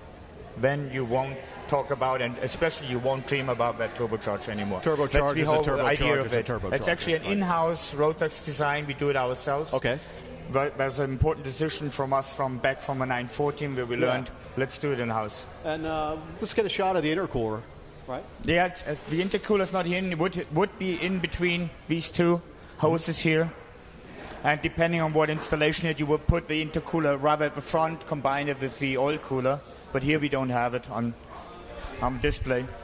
And this is 140 horsepower? That's 140 horsepower takeoff and about 135 horsepower max continuous. Okay, so how do you operate it? So you're climbing. Well, first of all, what's the sweet spot in altitude with this engine? Where's it its best? Usually most people would run it anything between, depending on the application, like 60 to 75%. If they want an economic cruise. Obviously, we always have people who want to go fast. They would usually continue to go at max continuous speed, which is then the 135, which usually ends up taking them to, like in this GMB, up to 160 knots. Which is pretty impressive for a small two-seater, I would say. Yeah, so what's the sweet spot in altitude? 15, 16,000? I would say wherever the happiest? pilot feels well. The engine actually doesn't care because up to 18,000 it can produce full power. It will adapt to it. It's really down to what the pilot wants and what kind of a airplane you're usually using for it. Okay. So what is? I've always wondered what the difference between the 915 IS and now we've got the 916 IS too, right? Well, actually, there's two things. One is whenever we bring up a new engine, we take the learning and take it to the next one. Okay. The second one is more horsepower due to a different mapping. Okay. So that's a 16 over there. That's over Let's here. go. So if you want to walk from blue to gray, from the outside you wouldn't recognize the difference except for the color. Okay. So outside is the same. It's really learning from the interior. We had about 24 parts which have been changed. To increase the TVO despite it being at a higher power. Yeah. So now we're talking 160 on takeoff versus the 140. And we have a little different setting, a little different mapping. This one was more on altitude and altitude performance. Okay. But we realized over time that people are not using us as much as they asked for in the initial terms. All right. So we kind of optimized the mapping a little bit, down to the point where at the same cruise speed or the same power request you're having, this engine can use up to 20% less fuel. Okay.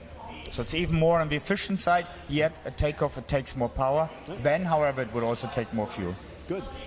Well, I guess we're out of time. I could talk engines forever. I love modern engines. But I thank you much, Mark. Thank you. For a good demo. And thanks again for watching another issue of Aviation Consumer Live, part of this Firecrown Oshkosh Live series. And see you soon. Bye-bye.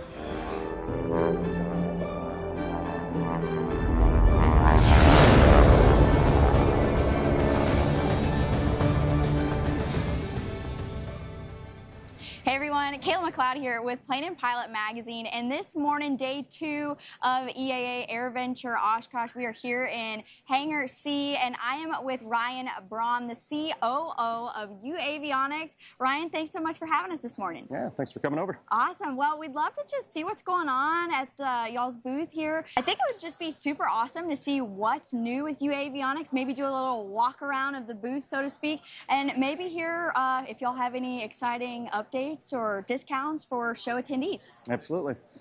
Yeah, we're here early hours before we open up, so it's not very busy yet, which is nice. But we had a great day yesterday. A lot of excitement for some new products that we've introduced. We have both experimental products and then certified products. And the big news this year is that a number of those things that were experimental last year, we've now gotten through FAA certification, and we're selling over the counter here at the show. A lot of those relate to our AV30 product, which is a primary flight display, so attitude indicator, directional gyro. But we've added a lot of new capabilities, especially around IFR flight. So we've added what's called HSI, which is a small adapter that we can show you and demonstrate the capabilities of. But it allows full IFR course guidance, horizontal and vertical, when paired with an IFR navigator or with a VHF Navcom. We also have autopilot adapters to connect to older analog autopilots like an STEC system, as well as digital autopilots over an AirRank interface.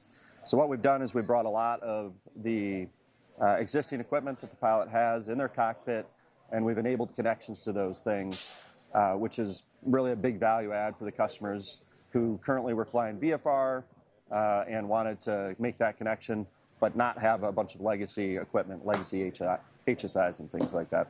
Excellent. Well, I can't wait to take a look. All right. Let's get into it.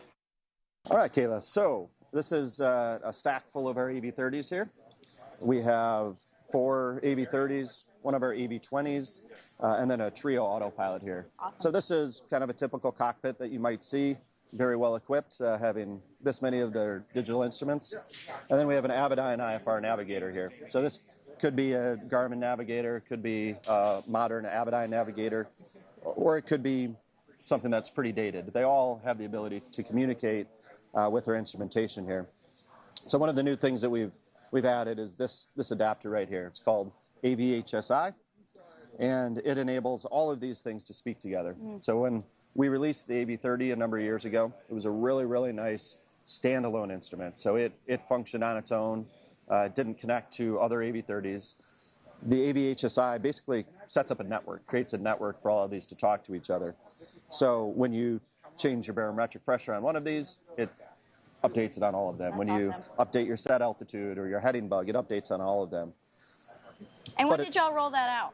About a year ago into the experimental space, but in the certified space, it's just been in the last 2 months. Wow. We got right around Sun and Fun time, we were getting the certification in. That's what I thought. I So thought it it's- was a newer to the certified line. It is, yeah. And this is very, very, very popular. I mean, there's a lot of folks who have been waiting for this capability. It really changes how you can fly with these instruments. Fantastic. In this case, we're hooked to this Avidyne navigator, and it is in a simulator mode since we're sitting in a hangar here. But what you'll see is the same course that's being flown here is being reflected on all of these displays here. So we have a number of different representations. This is an attitude indicator display, but it is also displaying underneath here with the little purple pointer, the course. We have this one set up in a DG mode. We can also pull up an HSI presentation here, so it's showing the waypoint in the distance. If there was vertical guidance, that would be showing as well. So that's something that we weren't able to render before. We could only do horizontal. This is this new CDI display that we have, again, of that same information. And then this is showing traffic coming over one of our Sentry products, overlaid with, again, that same course guidance. And in this case, right now, it's just flying a straight line, so nothing too exciting. But curved holds, all of those things will appear there. So it really connects up everything where you have your MFD here back to your primary flight display right in front of you in the scan. And however you want to look at it, whether you want to look at it represented on your attitude indicator or on more of an HSI or CDI display, we can present that information. A really, truly connected cockpit. It is. That is what we've been pushing for a number of years here. So the connection to, obviously, your navigators is really important. Connections to autopilots is equally as important for a lot of customers. The Trio autopilot here, we really, really like. It's a modern digital autopilot, and we have a great connectivity to that as well. So we're able to bring in the information from the navigator, whether that be GPS navigator or VHF Navcom, and pass that information on as well to the Trio. So we can do heading bug type things, but we can also do GPS steering and really have a complete setup here that incorporates, again, things from other manufacturers, works really well with those, and does the best presentation that we know how to do here. There's another very interesting thing that we're doing that isn't about what you have in the cockpit today. It's about iPads and connectivity with ForeFlight, and I can walk you over and show you that at another station here. Yeah, let's check it out. All right. So we spoke a little bit about the connected cockpit, and this is really what we see as the ultimate evolution of that. What we have here is an iPad running ForeFlight. This is a version that will be released very soon of ForeFlight. Then you have an AV30 below here. What you don't see just below is a Sentry. So it's the product that we manufacture with ForeFlight that provides ADS-B traffic and weather reception. But these things are all designed to work together now and work together really, really seamlessly. In the past, if you had a Sentry and an iPad, you could see traffic, and you had synthetic vision that was based on the attitude sensors in the little portable device. What we're able to do now is actually pipe all of the information from the AV30 up into your iPad, and all the information from the iPad back into the AV30. So the attitude display, the certified attitude that we have here, is now mirrored in the synthetic vision in ForeFlight here, as well as things like indicated airspeed, your altitude, alerts that may go back and forth, things like carbon monoxide alerts that we would get from the Sentry, and things like angle of attack. So what it's really done is taking this, and we say this is the MFD on your knee. So you've got a knee pad, you've got a yoke mount for your ForeFlight. People are obviously using that every day. I mean, almost every pilot you talk to flies with that. And they may still have a GPS navigator that they're using for approaches and things. But day to day, really, we think most of the entering of waypoints and everything is done on an iPad for people. So we wanted a way to bring that back and bring that information back into the AV30. And this is out now. This is just being released. Okay. So there's a version basically that both ForeFlight and us has to release at the same time to make this happen. A lot of, but this is coming very, very, very soon. Here. Wow, very cool. So what the really unique functionality that we have here is on this screen here we're looking at traffic, and we also have a flight plan here. So if we hit flight plan, right now we've got a couple waypoints in here. Those same waypoints and guidance are being reflected on the AV30. So the magenta line that we had there is being reflected there. So if we take and as pilots do, we just want to make a little change here with the magenta line. You drag that, There and it is. you do that. You'll see it update on here as well. How cool. So this. That's always been such a pain, you know, doing one thing on the iPad and then having to go and do it manually. And wow, this makes everything seamless. Yeah, and this is really, I mean, this is a great way of VFR flying, right? I mean, this is what pilots, we think, and from a lot of folks we've talked to, really want. They want this to be their primary multi-function device with an array of primary flight devices like the AV30 that are able to show that information front and center. Because you don't want to be staring at your iPad the whole time trying to get course guidance, of course, but you can do that here. That's fantastic. So we see that map display, but then we'll also have the guidance, like an HSI type of display, but it's using, you know, the waypoints and cross-track air and everything that's coming off of the flight plan on the iPad. So we have really neat bidirectional communication. This is for VFR use. And then we also have layered on, if you're an IFR pilot and have the IFR equipment, IFR navigators, you can also choose to use that. And you can switch back and forth between these depending on what type of flying you're doing. So we think it's a really, really compelling package. If you have an autopilot, it can even steer the autopilot. So again, VFR, but the same course guidance that we're getting here can direct the autopilot. How long has this been in the works? About 4 years, a long time. Everything in aviation takes a while. Absolutely. And it's really been putting together a lot of pieces to get there. So it wasn't one thing that was introduced. It was over time we've built this up. And from a certification standpoint, Uavionics has always done a lot of really unique things. And it's not always in one big burst. You know, a lot of the time you have to lay the groundwork. So the things that we're doing with the AV30, the type of certifications that we're doing, and some of these features that we're bringing in, you have to make those safety cases over time, and you have to bring forward why, for example, it's okay to put traffic information on this display here. So putting traffic onto a display like this, which we're showing right here. So the same traffic information we have on the iPad is shown here, but it's what's called non-certified data. It's coming from a Sentry. So making an argument to the FAA of why that is a safe thing to do, that the value of having that traffic information front and center is more important than having it be from a certified device, just takes time. And we've been able to do that. I mean, it makes common sense to me, but... It does. Yeah, as pilots, we look at these things and we say, well, that makes a lot of sense. That is going to be really safe. Yeah. But there's still a lot of hurdles you have to get through. And we've been very focused on that for the last 3-4 years. That's fantastic. Wow. I'm very excited about this one. Yeah. And this is something that I'll definitely be using when I'm out and about. It's awesome. That's wonderful. I flew with it a few weeks ago in a panel that we had 4 AV30s in. Okay. Typically, most pilots have had 2 AV30s. Yep. There's really a good argument now to get an additional one, maybe replace your VSI with something that has a lot of this CDI traffic capabilities and still can show your VSI information as well. So a lot of pilots are interested in upgrading their panel, but doing it kind of a piece at a time, not having to rip everything out, tear out a panel, and put in something completely new. They can do it a few $1,000s at a time. Sure. That's fantastic. Well, let's see what else you've got going on. All right. Got a couple other things that we're showing here. This is a new product we're just introducing to the experimental space, and we've submitted for our TSO certification on. This is a new transponder. So we've typically been very focused on non-traditional ADS-B devices, Sky Beacon, Tail Beacon X, we're very, very well known for. But sometimes pilots just say, why don't you make a normal transponder? Something that's lightweight, low power, something that I can install, especially in an experimental aircraft, under the seat maybe, somewhere that is different than the hole in the panel that you're used to with your typical KT-76A.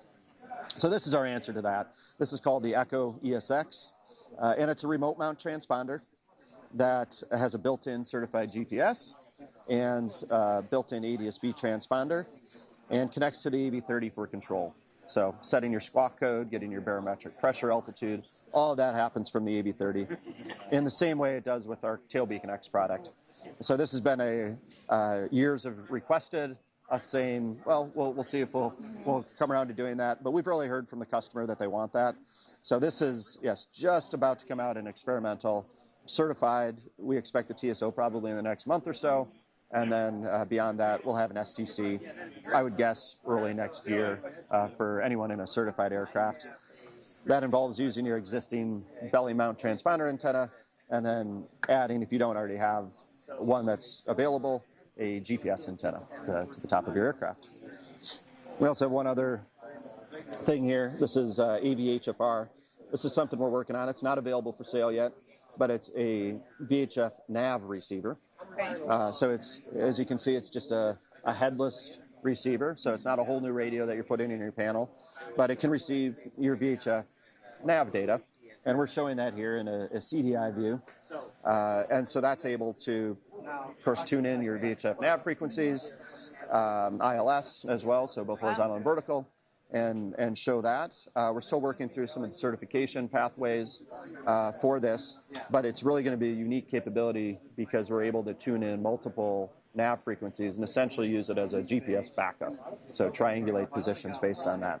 Fantastic. Wow. Y'all have so much going on, and I just can't believe it. Every time I'm talking to y'all, you guys have something new, exciting coming out. I mean, I have been spending a good bit of time with the team, being in Montana now, checking out the facility, and what y'all are doing is truly impressive, and I think it's incredibly innovative. So thanks, good on Kayla. y'all. Yeah, it's a powerhouse team. We got a great team, everybody from engineering through manufacturing and sales.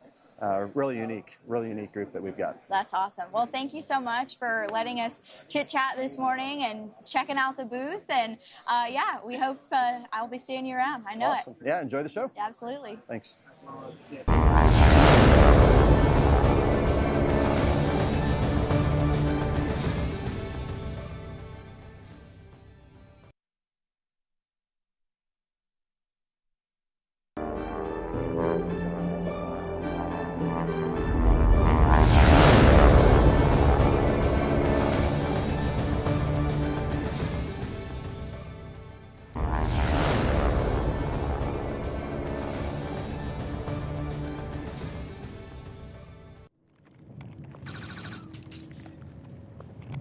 It's happening.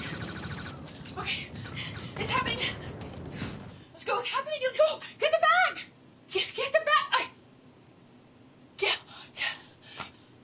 What? Life's better when you're prepared, especially on the flight deck.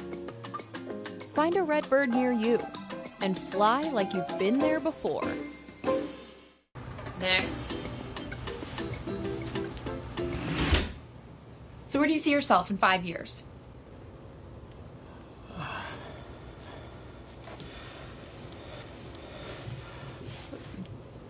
Trashed. Life's better when you're prepared, especially on the flight deck. Find a red bird near you and fly like you've been there before.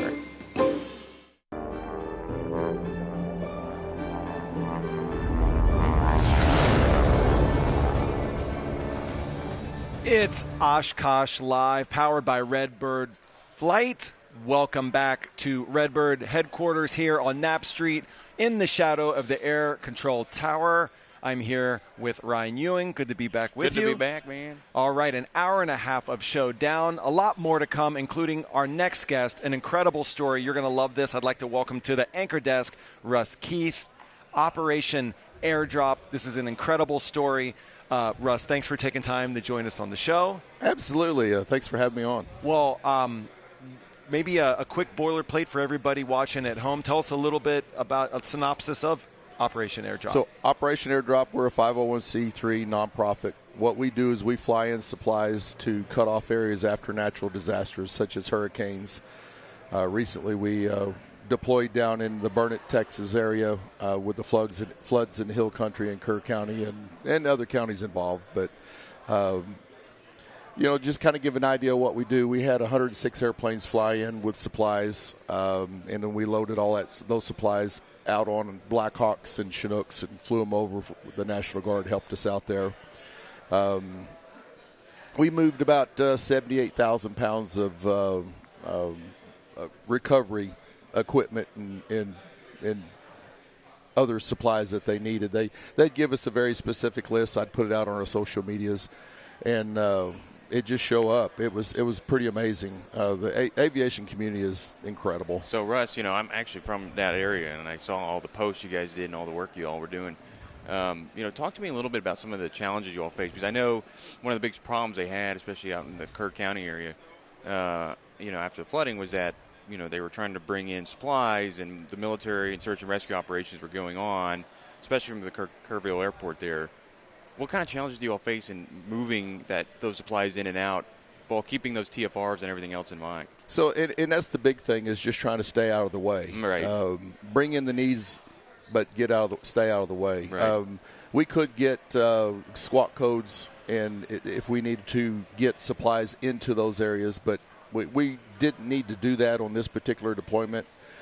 We had trucks and trailers that we were moving supplies up until the guardsman came up to me and said, "Now we know who you are, what you're capable of. We'll fly for you." And I said, "Great, because I'm looking for a helicopter right now." Right. There was a cutoff area, Lago Vista. It was about a 10-minute flight, but it would have been about a 3.5-hour drive because the roads were washed out. So I said, "Can you take this load of chainsaws over to Lago Vista?" And she said, "Absolutely." So we loaded up. They reached out to dispatch, got released, did their little, it takes about 20 minutes to do the checklist on a Blackhawk, and they got up, flew away, and delivered them for us. And that was the first mission of many that we utilized the Blackhawks. So it was incredible. So you all are based up in Denton, Texas, right? I live in Louisville. Doug Jackson is the person that formed Operation AirDrop, and he lives in Decatur. Okay. So this, big state, but this also kind of hit very close to home. It was right in our own backyard. Right. Our last one was Hurricane Helene in North Carolina. We had about 200 fixed wing flying out of Concord, North Carolina. Right. We had about 135 helicopters flying out of Hickory. And then there was a North Carolina group that we helped, and we had about 50 of our airplanes, including myself, that was flying out of Statesville. But the helicopter operation, they've split off now and formed their own organization. So we're kind of sister organizations now. But with the the flooding in Texas, the impact of that so fresh. Maybe you could share what moments or memories or stories from some of the work that you were doing there. What stays with you? Some of those moments and memories there. Just a quick breakdown is my wife and I, we were in Boston for the 4th of July. Of course, the 4th is when it hit. Oh, yeah. I got a call on the 5th, and it was basically from people in that area. They said, "Hey, can you help us coordinate supplies?" They got a very specific list from the emergency manager in Burnett County, and I said, "Absolutely." I said, I've got a flight tomorrow at 7 or 4 o'clock. I'll get home at 7. I'll be down there Sunday morning. So I got up at 3 a.m., jumped in my truck. I drove down there. It's about a 4-hour drive, so I got there at 7. We set up in the CAF museum building there at Burnett Airport. Phenomenal people. They worked their tails off all week for us. So my hat's off to the Commemorative Air Force and the Lake Highlands squadron down there. They did a great job for us. We literally got the list out that afternoon before I flew down there. While I was on a plane heading home, we got the list out. When I got down there Sunday, it was still pouring down rain. We had 4 airplanes fly in full of supplies that were on that list. That's what stands out to me, is the response was almost immediate. Pouring down rain. Monday, pouring down rain. We had like 7 airplanes fly in IFR with that list. The next day, of course, the sun came out, and we had 39 airplanes come in that day. And in trucks and trailers and in cars and all sorts of stuff kept flowing in.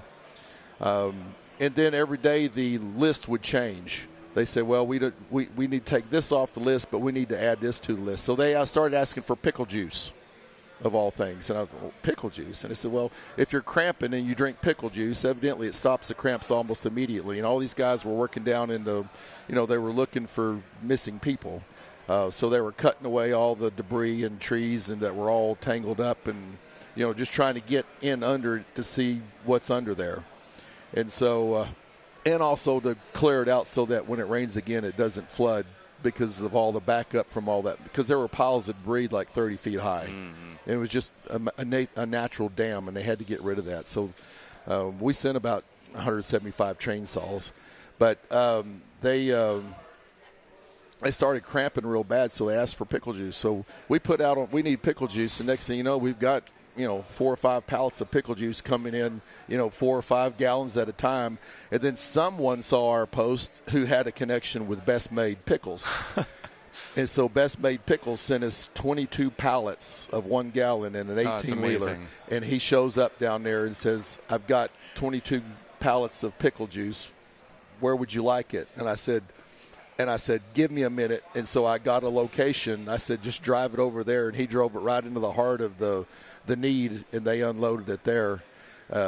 It's just those sort of things. Just it warms your heart because there's so much agony, so much destruction, and there's a lot of people were hit with their heart when you think about 2 cabins of young girls washed away. We lost 28 children out of Mystic that they all drowned, and it's just that's the heartbreaking side of it.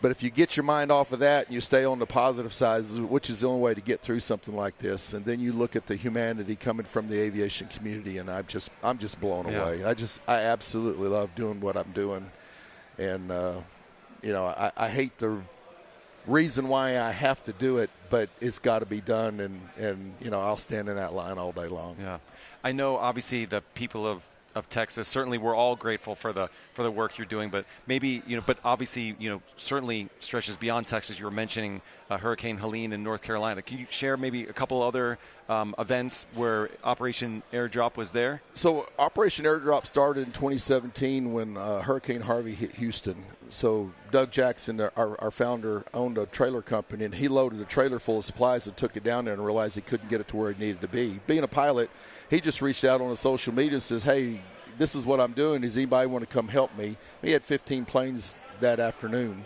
that showed up down there. And then next thing you know, everybody heard because everybody was putting it out on social media. And then all of a sudden, all this supplies started flowing in to this airport where they were operating out of, and they just kept flying stuff all over, those cut-off areas because the flood down there was incredible. And then he was someone called him from a radio station and says, what's the name of your operation? He didn't really have an operation. It wasn't a thing. It was just something they did. And he just said, it's Operation AirDrop. And so after that, he formed the 501c3 and the nonprofit there in Texas. And Hurricane Helene was our 15th hurricane. Wow.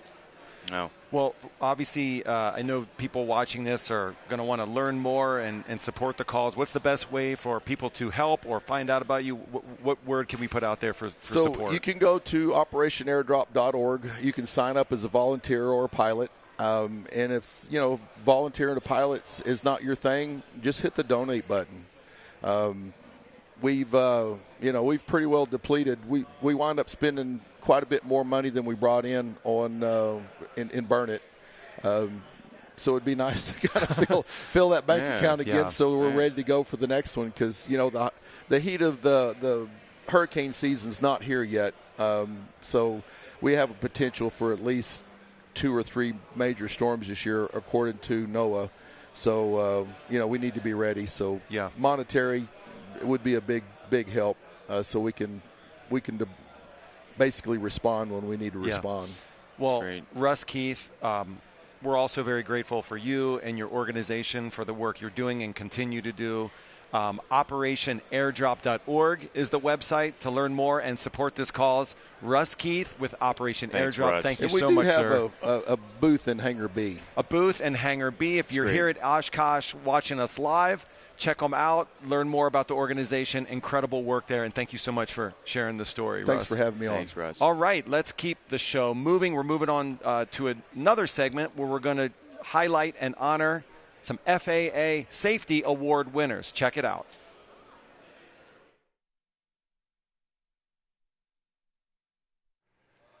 Hi, everyone. I'm Kaylee Nix. We're here at Oshkosh Live as part of our Oshkosh Live 2025 program. Last year, we introduced you guys to the FAA Awards honoree winners, and we had some really great stories come out of those awards. And today, we're here with our 2025 winners, and we're bringing you guys some more great stories for some incredible achievements in the world of aviation. Guys, thank you so much for joining me. I'd like to welcome Adam Boyd, Jocelyn Slagle, and Bo Hardison. First off, give yourselves a round of applause. Thank you for being here to win those FAA awards, and we're happy to have you all. Jocelyn, I'll start with you. Talk to me a little bit about the awards program. Just give us an explanation about kind of what it is and what it means to be recognized. Okay, sure. So the General Aviation Awards is a program that was created to honor those within the general aviation community that are doing great things and need just that extra bit of, hey, we see you. You're valid. You're visible to us. This is what is going on. It's a pretty long application process. Something in the requirements is like your average is going to be about 96 pages when you get this whole application put together.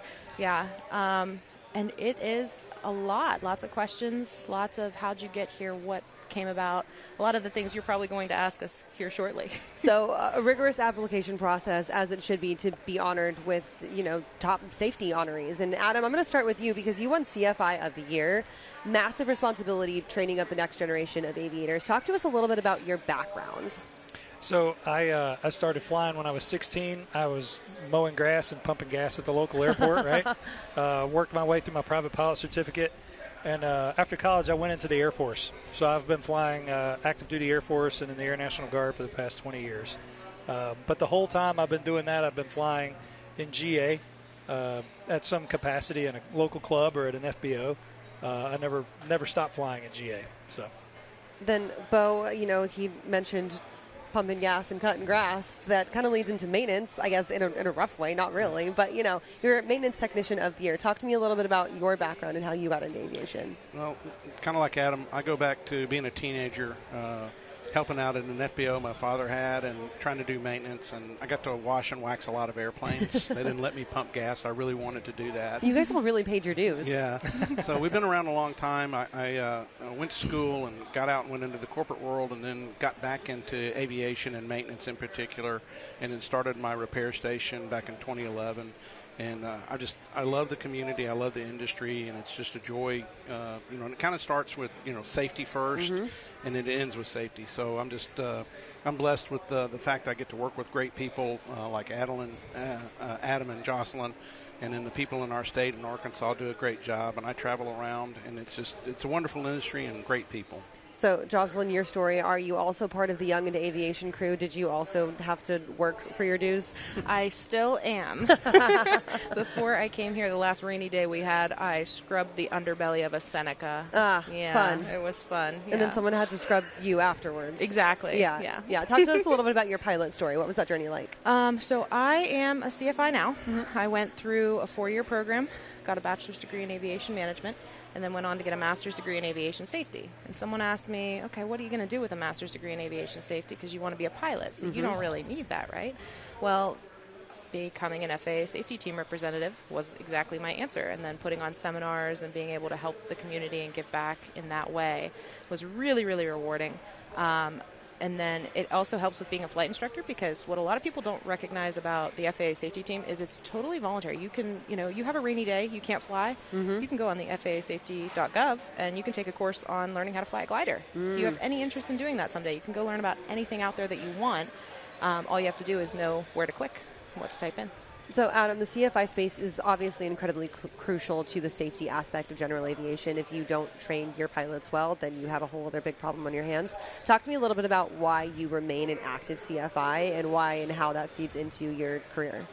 So I am, like I said, I really have kept flying general aviation even through the Air Force, but I found that it's really important to take the professional experience that I've gained over time, and lots of CFIs move on to different professional careers. But I think it's really important to take that experience that you get out flying the line and bring it back to that younger generation of CFIs that are teaching now and the students that they're teaching. Bring that information back so you have some perspective on why you're doing It's on pilots or something like that. It seems mundane, but it means something later on. And being able to bring that perspective back into the community is super important. One of the common threads across aviation, whether you're in GA or not, is that everybody seems to have this hunger for continuous knowledge. You're never stopping learning. You only become a better pilot if you are actively in the pursuit of knowledge every single day. And part of the FAA safety team representative, Jocelyn, in your role is delivering those seminars, like you said. What's been some of the most interesting ones that you've done, or what really gets you as far as topics? So I did a seminar, and it's actually a topic of the month. So we have topic of the months that happen on a regular basis. But one of the ones they were promoting and they wanted us to teach was survival. What happens after the airplane crashes? And it's totally Alaska. It is surviving in the wilderness in negative 30-degree temperatures. Yeah. It is like awesome. Into the Wild style, yeah, like live in an old bus, Absolutely. Commune with wolves. Yeah. Hope you have a lighter in your flight bag. You're going to need it. And then, Bo, to you, kind of on that same thread as far as maintenance goes, the maintenance of the aircraft, like I said, really feeds into that safety component, that safety aspect. What's most important for people to upkeep on a regular basis from a maintenance standpoint, or what's something that maybe people don't upkeep enough that they really should to guarantee their safety? Well, that's a great question. So there's a lot of communication between pilots and maintenance and maintainers. And you have a responsibility as an aircraft owner and operator to make sure that your aircraft is in an airworthy condition. So what we specifically do in my repair station is non-destructive testing, but just your regular maintenance, changing the oil. These are things that a lot of people that are not in aviation don't understand. You can run over an oil change in your car. You might really need that oil and it being what it needs to be inside of an aircraft. So checking that. The inflation of the tires, some of the stuff you do on a pre-flight before you ever get in the plane to make sure it's operational and safe.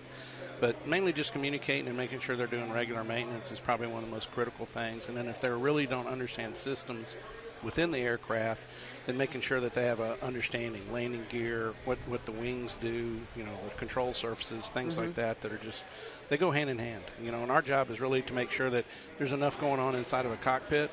You don't need to be worrying about something else that someone like me or a maintenance technician can take care of so you don't have a problem. Yeah, the unsung heroes of the aviation world, the people who take care of your airplane so you don't have to do it for yourself. So we're here at EAA AirVenture 2025. The common thread is, of course, experimental, the pursuit of aviation, the love of aviation, that continuing thirst for knowledge. There's a lot of future aviators here. You see the kids up and down Knapp Street. But there's also a lot of folks who are getting into, or maybe are in the aviation space, who are looking at some of the big changes happening. Yesterday, Secretary Sean Duffy announced that finally Mosaic rules are approved. They're coming to the industry. Let's just talk a little bit, Adam, as a CFI, what does Mosaic mean to you as far as what the future of the industry looks like? I think it's a great opportunity to get some more people involved in aviation that otherwise wouldn't have a path. With the medical reform, we're going to have more people coming into the community, and now is the time to start setting yourself up for those sport pilots to come into larger aircraft.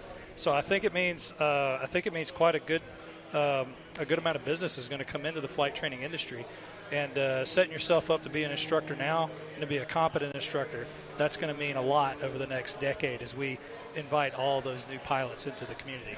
Jocelyn, to wrap up that same kind of thread with Mosaic for you, from a safety representative perspective and the seminar perspective, how does that change what you guys do going forward as far as teaching goes? Promoting Mosaic and all the changes that are going to come along with it is going to be huge over the next couple months. I think another thing that hopefully the FAA safety team takes on is promoting CFI is a great thing. All too often, yes, there's time building that comes along with CFI. Yes, it's a great avenue to get to an airline. Yes, it's a great avenue for careers. But it's also a very rewarding thing. Yeah. And you have to enjoy it. And I think hopefully we're going to build more CFIs that are passionate about being CFIs, not necessarily passionate about making it to the next step. That's a great point, and I'd love to hear that. And, Bo, just to wrap things up with you, does Mosaic have an impact in the maintenance space? Is that now something that people who, didn't have the intention of being CFI now wanted to only fly light sport going forward, now they're going to have to learn a little bit more? Is that also a piece for continuing education? I think it ties in with our whole mission as safety team representatives, and, it's safety through education and knowledge. So anytime we're expanding that and you're learning more, no matter if it's within a system on the maintenance side or flight controls and operation of an aircraft, and then getting additional certifications and training, that's always a good thing. So the more people we can involve and encourage to participate, it's a great, the industry and the people as a whole, as you know, you don't meet any strangers. You know, Yeah. everybody just lives in a different place sometimes. So it's a wonderful thing, and I think it's going to do nothing but promote good things for the growth of our industry. Well, guys, thank you all for being here. Congratulations again on being our FAA safety honorees. Before we let you go, it wouldn't be AirVenture if we don't talk a little airplanes, right? Adam, I'll start with you. Favorite plane that you've seen here on the field at Oshkosh, or what, if there's a dream plane of yours here to fly, what is it? Is it the 747 that's out there? I'll tell you, my favorite plane, and it's going to be kind of funny, my favorite plane is a Beech 18. Okay. And there are quite a few beautiful examples parked out here. And I like the lines. I like how it was designed. I like how it looks and sounds. I've never flown one, but I've looked all around them. I think they're beautiful airplanes. Jocelyn, what's your favorite? The B-25. Okay. My great-grandfather, I didn't realize this. I thought I was a first-generation aviator, but a couple years ago I found out that my great-grandfather flew the B-25 as a bomber. Wow. And so I had never seen it in person until I came here. So it's really awesome to watch it fly overhead all day long. Feels like a little piece of home. And then, Bo, for you. And yours is a little different, right? Maybe favorite airplane, but what's your favorite airplane to work on, too? Great question again. So we work on a lot of different aircraft, everything from a small Cessna 120 to the 777. Yeah. So probably the bigger aircraft because they present more challenges for us, Yeah. and it's never boring and it's always exciting. So Well- anything along those lines. I have gotten a chance to work on some warbirds and do some pretty unique inspections for those people that they're not out there anymore. Yeah. And so it's really difficult, finding parts for a plane that's over 100 years old. Well, guys, thank you all again for being here. Congratulations one last time. Thank you all for watching. This has been Kaylee Nix at EAA AirVenture 2025 for Oshkosh Live, and we'll see you later.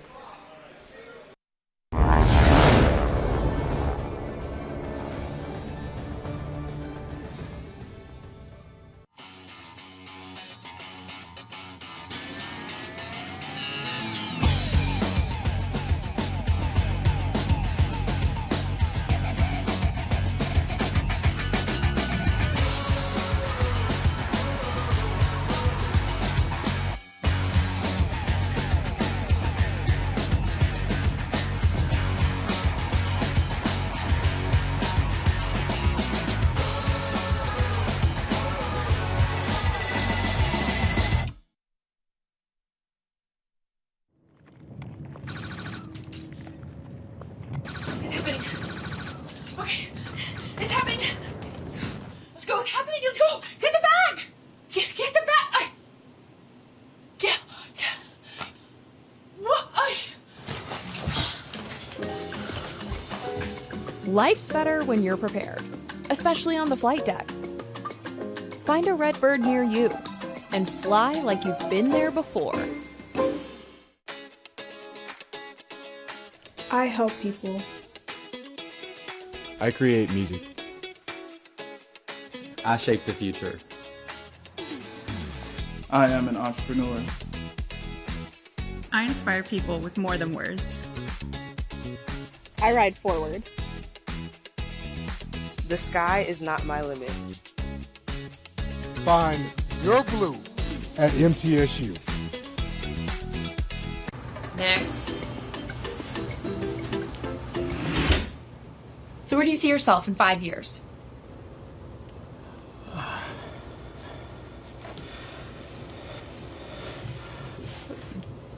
Trashed. Life's better when you're prepared, especially on the flight deck. Find a red bird near you and fly like you've been there before.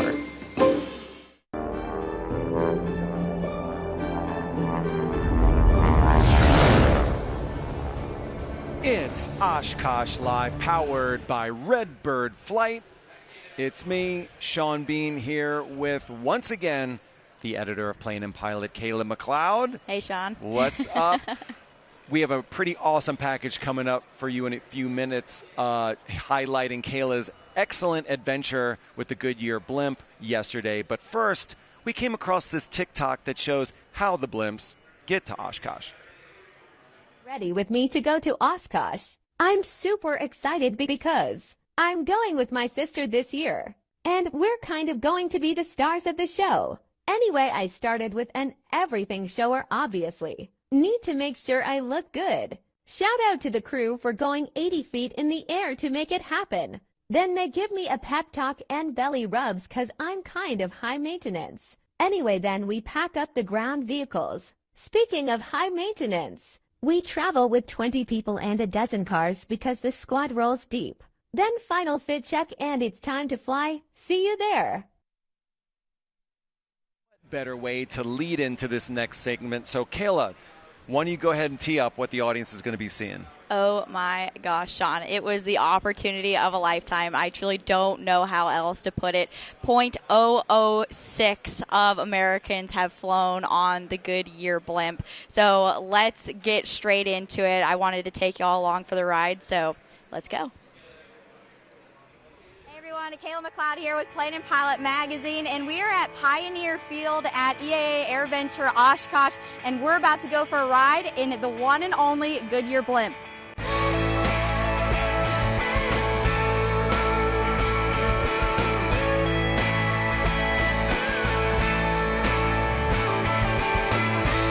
All right, we just loaded up on the Blimp. This is definitely a first. I cannot wait. This is unlike any cockpit I have ever seen before.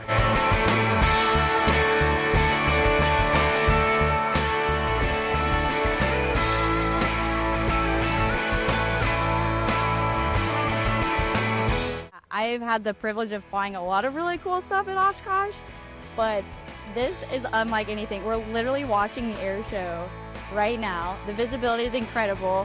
My only complaint thus far is there's no air conditioning, but that is like, who cares? We're on the Goodyear Blimp.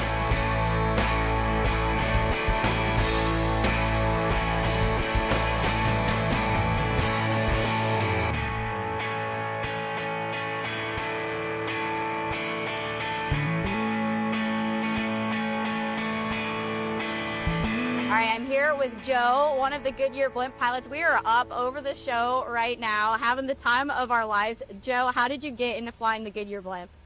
You know, I ask myself that question every day. We all have different backgrounds, come from different walks of life, have different paths to get here. I'm retired Air Force. I flew corporate for about 3.5 years or so. I dabbled in the airlines, didn't like that at all. And I was looking for another corporate job when I saw the posting for this. You know, it's different every day. Not a single one of you people showed up today for a Blimp ride saying, "Oh my gosh, I got to get on a Blimp today." And I feed off of that energy. We all do. Everybody's happy. We could have a bumpy ride. It's hot up here. You guys are still going to get off today and say that was awesome. What's your words of wisdom for those young, maybe student pilots? I would say just be a good pilot and learn as much as you can about flying whatever it is you're flying. We got helicopter guys. We got guys that have come from airlines, like military, like me. You know, I mean, we have different backgrounds. We have a couple of our newest guys, folks are, the former instructor pilots.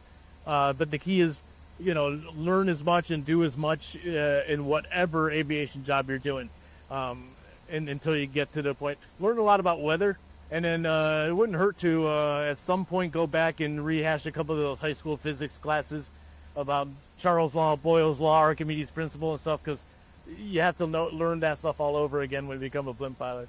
The Blimp itself weighs, without any helium in it, weighs about 19,500 pounds. Wow. Full helium, today we weigh about 700 pounds, about 350 kilograms. We use kilograms, and we use cubic meters of helium for volume, because 1 cubic meter of helium lifts 1 kilogram of weight. So it's an easy math thing for us to work with. So anyways, right now we're actually heavier than air. So we got 3 engines, 3 Lycoming IO 360 4-cylinder 200 horsepower engines. There's 2,000 of them parked out on a ramp today, right? They're all over the place. So real common aviation engine. Driving our big 9-foot wide props up front, and then it drives 2 propellers on the aft engine.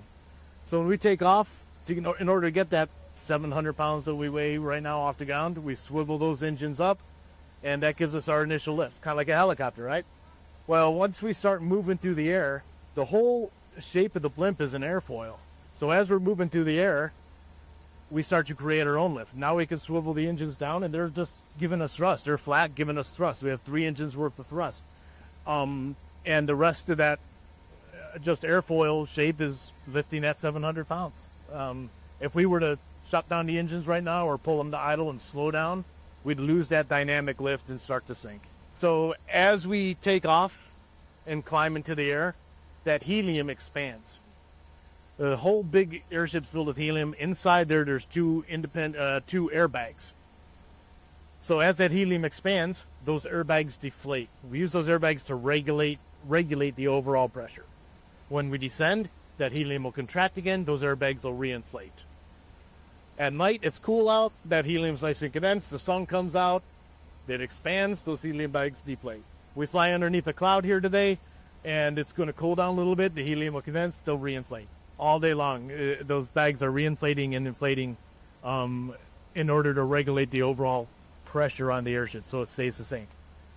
So that's things you never had to worry. You don't have to worry about in an airplane. You don't have to worry about, oh, there's clouds overhead, so my airplane just became 75% heavier. Or maybe not that much. I'd say 25% heavier than it was 5 minutes ago. That's some kind of thing you have to think about with a blimp. So how do you go about learning to fly a blimp? Do you go to type school, or it's not like you can go to your flight school and learn how to fly a blimp? No, it's not like you go to the FSI and drop down $20,000 and get a type rating in it, right? All our training is done in the ship. There's no simulator. It's all done in the ship, and we don't have like a dedicated training blimp, so it's all done with the 3 ships. Any given time, one of which may be in its maintenance period. In between passenger rides and football games and then weather cancels and everything else. So it takes a long time to get the training done. And that's part of the reason. The other part of the reason is this thing's really hard to learn how to fly. I'm a 20-year Air Force career. I've got time in a bunch of different airplanes. This is the hardest thing I've ever learned how to fly. And why is that? Just because it's, like right now we're kind of flying like an airplane. Taking off, we kind of fly like a helicopter. We're always like a boat on the water in the current. Especially on a windy day like today. Sometimes all those things happen in a 10-second period. Sometimes you don't know which one it's going to act like, which one you need it to act like. So you're switching between all those little modes in a little 10-second period to get it on the ground.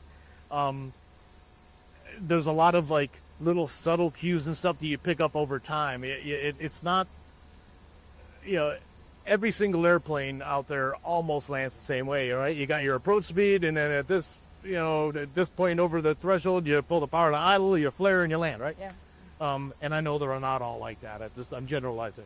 So as I was saying, this one, every single landing today is different. If it's 10 knots of wind versus 20 knots of wind, it's different. If we get a gust halfway through, it's different. If the landing in the evening when the helium's cooled down a little bit is going to be different than it was at the beginning of the day when the helium was expanded.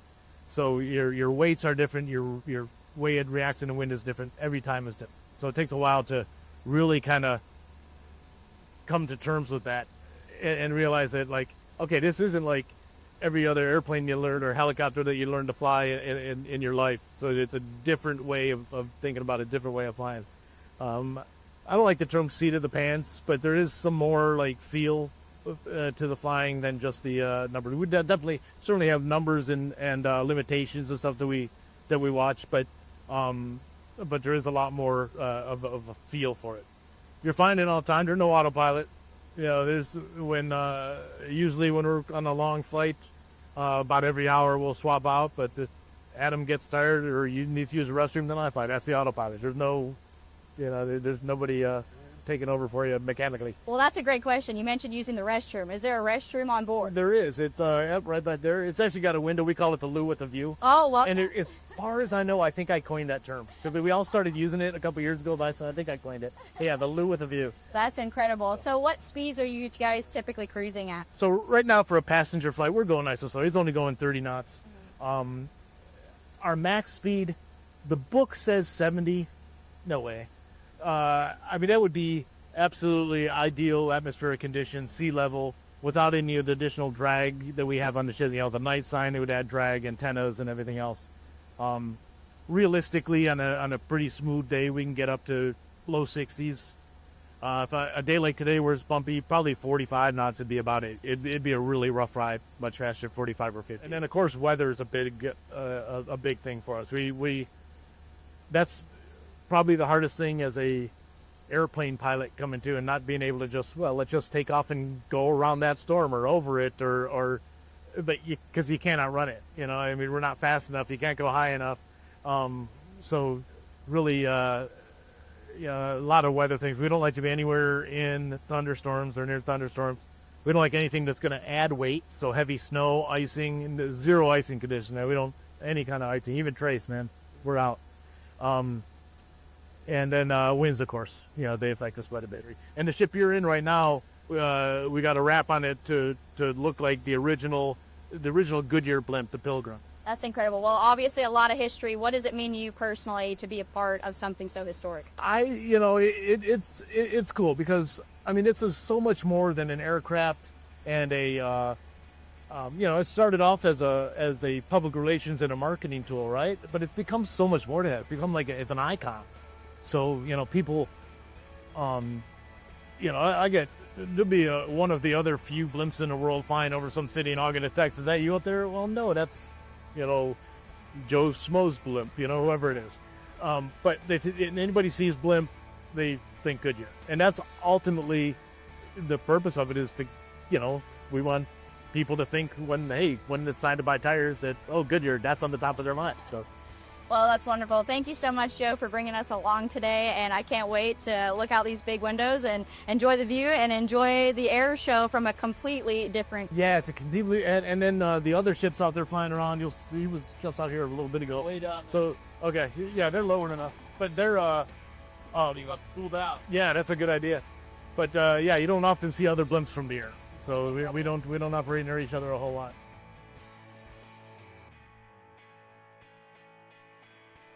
My name is Meg Godlewski. I am a flight instructor, 22 years time and grade as of today, 5,700 and I think it's now 23 hours dual given logged. I'm in the Seattle area and I am a big fan of the Redbird because it's one of the best tools a flight instructor can have for teaching, awesome. For learning.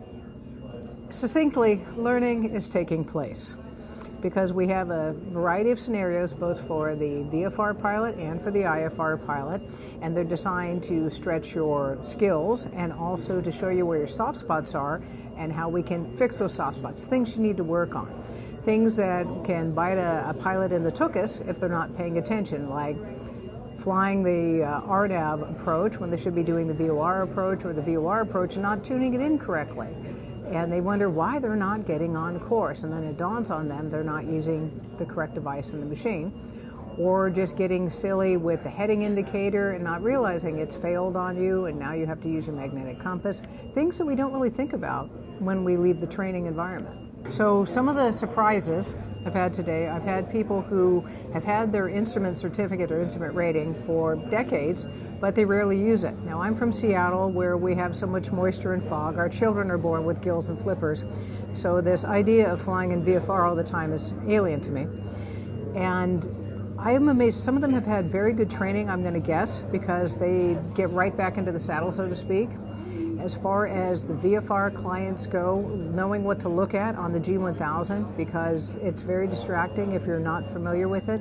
So anyone who wants to go from round dial to G1000, I highly recommend at least an hour or two in a simulator to figure out where to look so you don't have that moment when you get into the actual airplane, because that can be, well, unfortunate. Sure. And I'm picking up that a lot of people are coming in here. It's Oshkosh, where aviation is just the world. There's so much to see out there on the field, but they're coming in here to work on their skills. That tells me these are good people. These are good aviators. We need more people like that who understand that maybe they could use a little bit of polish or a little bit of education.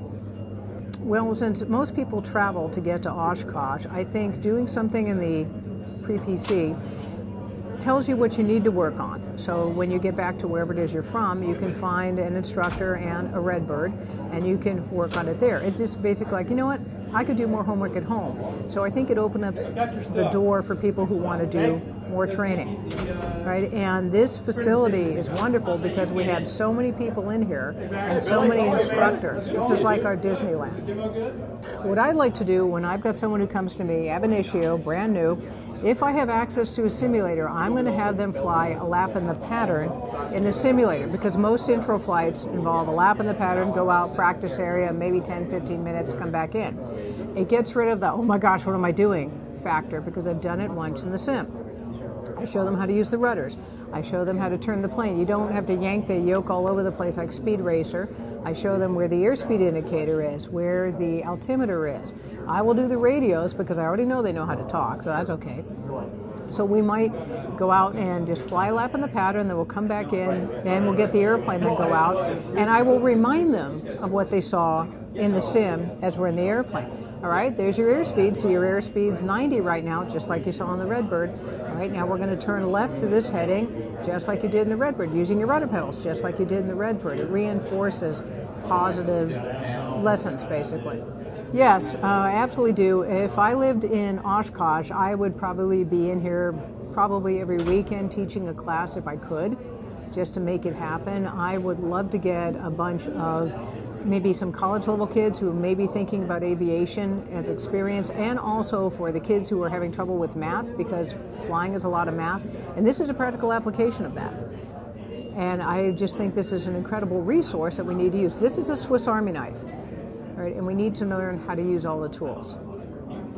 So my name is Jeremy DeRusso. I'm the Director of Flight Proficiency Programs and Aircraft Operations for EAA here in Oshkosh. So behind me, the backdrop here is our Pilot Proficiency Center, which moved into its brick and mortar setting in 2022, opened up for AirVenture 2022. But for a long time down on Four Corners during AirVenture, and it was one of the more popular features and attractions.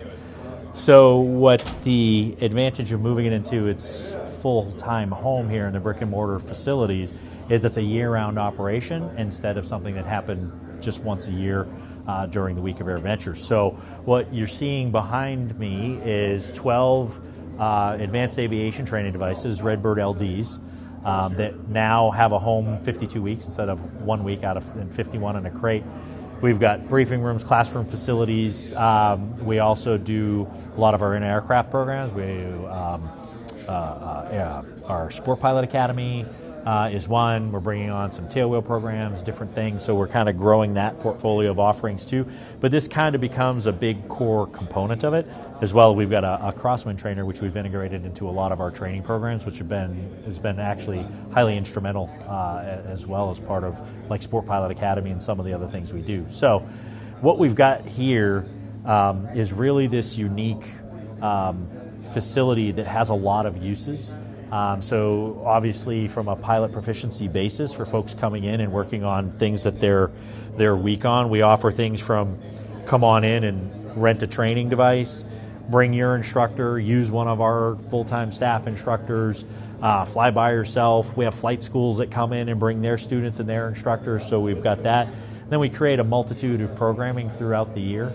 A lot of that is programming that is half-day training where there's multiple breakout sessions, and then we've been spending a lot of time developing specific scenarios and things. A lot of it's been statistical based, like our startle effect, our stabilized approaches. Some of those are some of the things that we do on a regular basis out here at EAA. But the neat part about this training center and EAA is outside of AirVenture, it's really kind of an epicenter of aviation, general aviation, and it's neat to be here off season and do some of the stuff.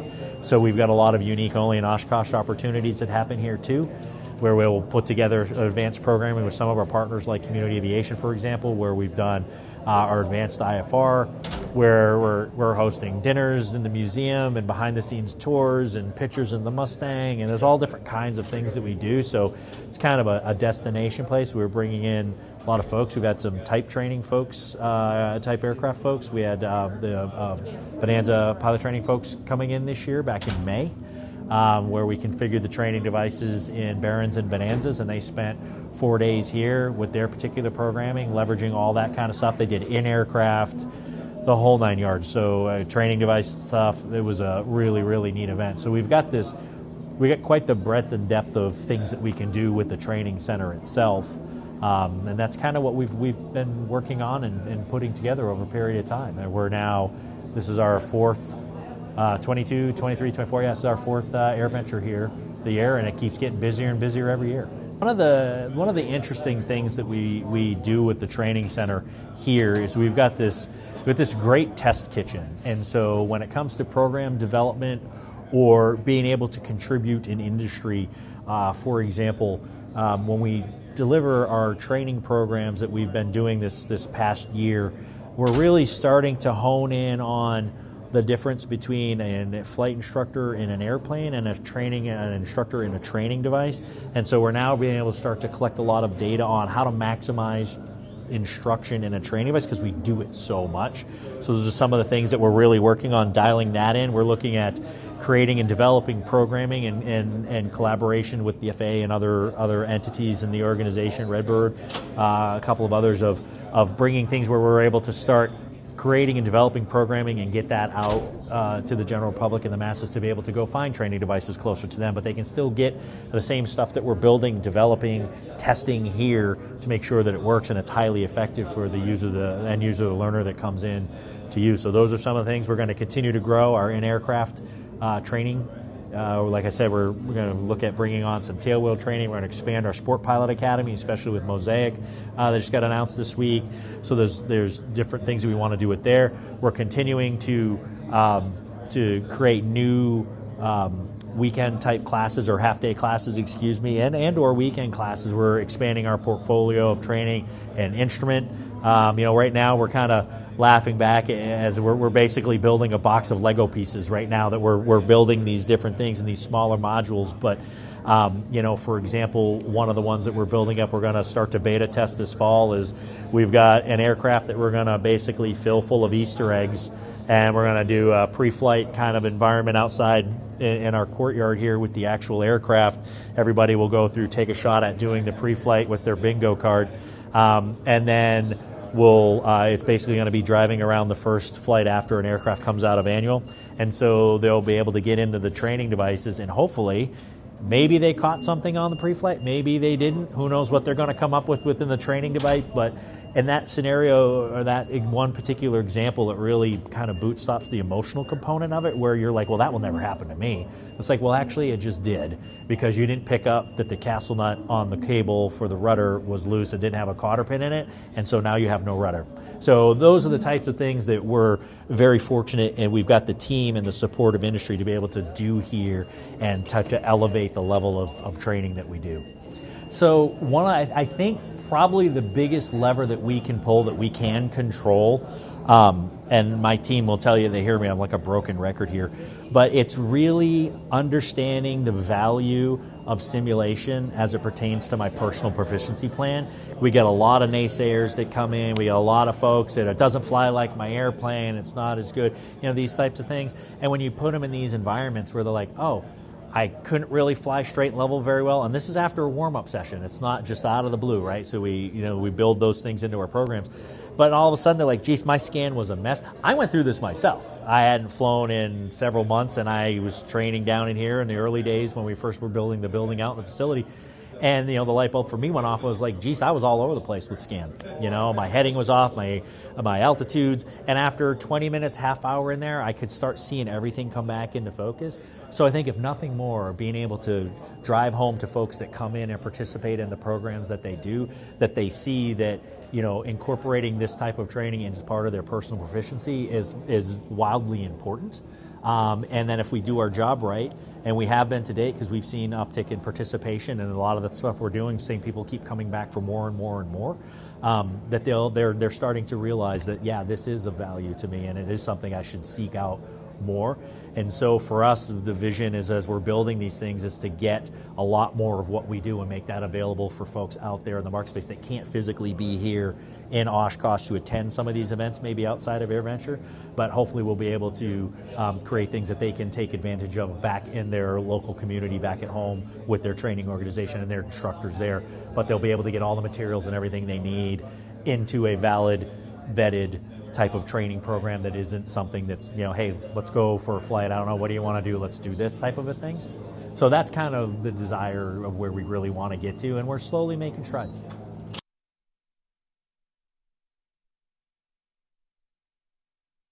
Hello, everybody. Tom Wilson, editor-in-chief of Kit Planes Magazine. I'm here with John from Victor Sierra, and thought we'd talk a little bit about what Victor Sierra is up to lately. Sure. So, what is the mission of Sierra Aviation? So, Victor Sierra looks for aviation companies that are legacy companies, legacy brands that have a strong customer following, have a strong reputation for quality products and customer service. And Victor Sierra then partners with them and gives them the resources that they might not otherwise have to be able to continue to grow their business. Absolutely. And so, how do you select the companies in your portfolio? Again, we look for companies that have strong reputations in the general aviation and business aviation market. Reputations, again, for quality products, for outstanding customer service, good warranty and product support, and that are usually privately owned. They've usually been started by somebody many years ago, and they're looking for a succession plan, and we provide that. Well-established companies, not necessarily the startup. Exactly. Yeah, right. Exactly. Very good. Correct. So, and what does your distribution strategy mean for your customers? Yeah, so distribution is vitally critical to all of our companies. We have to assure that the product is accessible to the customer, and so we employ a distribution network that covers the worldwide market. We also have a distribution business within McFarland that manages the wholesale distribution and an e-commerce site to allow them to sell product to the retail customer as well. And then we also further develop a deepening partnership with some of our critical distributors, such as Aircraft Spruce and so on.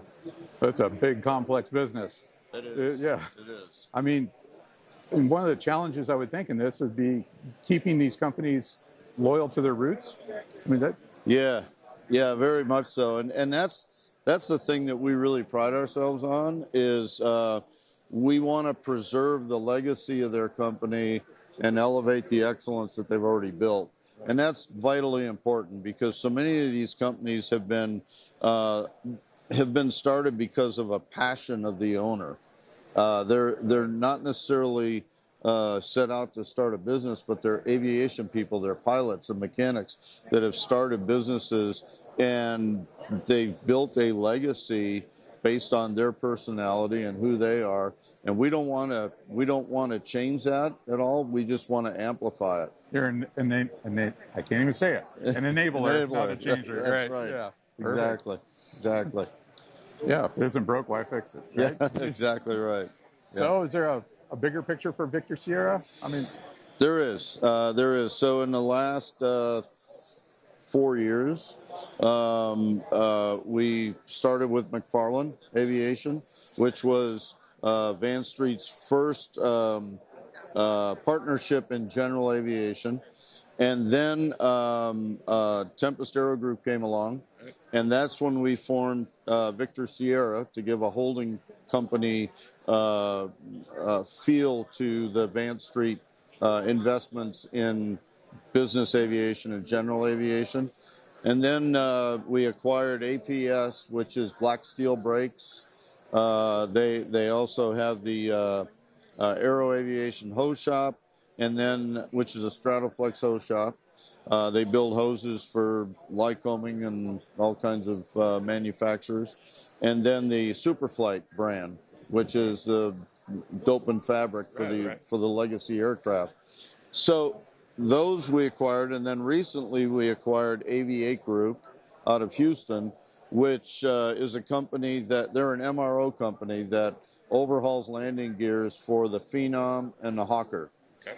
And so if you look at those three pillars under Victor Sierra, you've got McFarland, which does most everything airframe.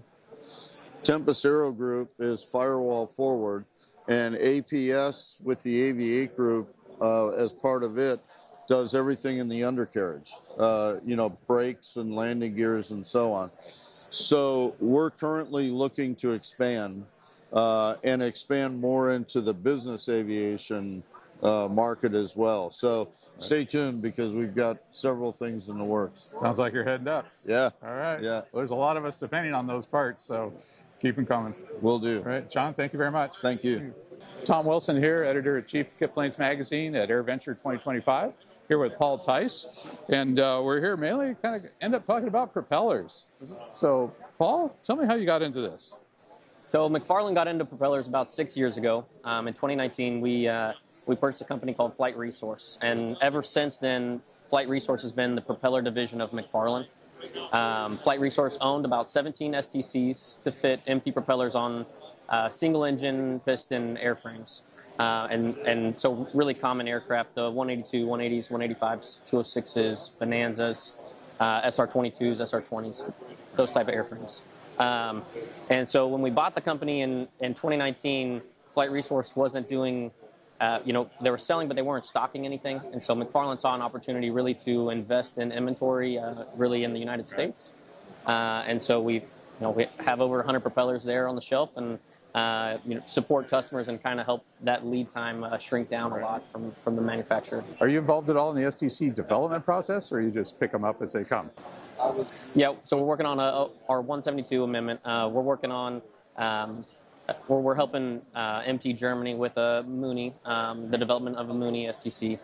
So we're involved, but we're not actively pursuing new STCs personally. Yeah, my personal thought of when you say MT propeller, I think of a high-end propeller in the high-end market. So the 172, and that sounds to me like it's a broadening of your approach? Well, yeah, so there are, when you walk around Oshkosh or AirVenture, some of the finest airplanes out here have an MT propeller on them. And that's really why I think McFarland chose to back MT propeller and pursue Flight Resource and kind of this business venture. We wanted, the top-end quality propeller and to back that product. So Flight Resource took a product that was already on some very, a lot of airframes, but some very nice airframes, and really cater it to the U.S. North American market. And so that's just where they found their niche. And then when we jumped in and started to kind of help support them and support customers. So MT propeller for you is a quality choice? Yes, it is. Yeah. Absolutely. And I'm not a pilot myself, so I'm not going to tell you I get behind, my 172, and I love it. But just talking to some of the customers that buy propellers from us that are reading some of the forums or, any of the media that I see about MT is positive, and we get such an overwhelmingly positive feedback from customers that's just kind of what I know, and that's what I can attest to, what I can speak to. Right. And we're living uncertain times at the moment, but we always have an exchange rate and perhaps tariffs. I mean, does any of this figure into pricing with the MT prop, because you're talking German and U.S.? Not too much yet. So, yeah, that's a good question. So we got pretty fortunate. How I order propellers from Germany now is basically I have to order a propeller 8 months in advance, just like everybody else. So I forecast out a year, ask them for different production slots and different propellers to be made, and I wait until between 60 and 80 propellers are ready to go and ship them over to Kansas just on a container instead of air freight. And I got a container of 64 propellers just before tariffs started. So that's really held me off, and they've been great to work with because they'll keep holding them for us, and we're waiting to kind of see what the tariff situation will be like. But right now they're being generous and just holding inventory over there for now until something changes. It is significant investments in floor planning this stuff. Oh, good to have McFarland around. But it was really nice that we got that in because we were able to not charge any of our customers tariffs on the propellers. We already got over here, so that was extremely helpful. Yeah. So Paul, we talked about certified stuff. But let's talk about experimental a little bit. It's kind of close to us at Kit Planes. So MT is in the experimental market. You're servicing it? Absolutely. So it's a lot different in that I don't have to own an STC to find, the propeller that's going to fit your flying. When you build a kit plane, fit your engine. It's really just about finding what type of flying you want to do, and then fitting whatever propeller we can make or we can ask them to make to your needs. We've offered experimental propellers ever since Flight Resource started, and they've been in business around 20 years or so. And we've really kind of narrowed down what propeller is going to be best with each engine in each of the RV series, any of the van series. And so we stock those propellers because we know what a customer is needing based on the engine that they have and the flying that they're doing. Give them a little technical assistance. Yep. And we can make any we can request any blade to be made, anything that we need from the MT factory to kind of support any other airframes as well. So the individual customer can come to you and you can help them get the right blade, right prop on his plane. Absolutely. Perfect. All right. And earlier you mentioned you'd done some work, fair amount of work with vans, so that's a big outlet, I'm sure. It is us and MT Propeller USA, so quite a few propellers into the vans market. That has been an airframe that has definitely supported MT, and we've saw the market grow there and demand grow for the MT propeller. They're so big in the experimental market, yeah. And so it's been nice to keep again just propellers on the shelves for those guys that want them. Yeah, interesting too. I just came from the announcement of the Mosaic rule. Has been it's now the law.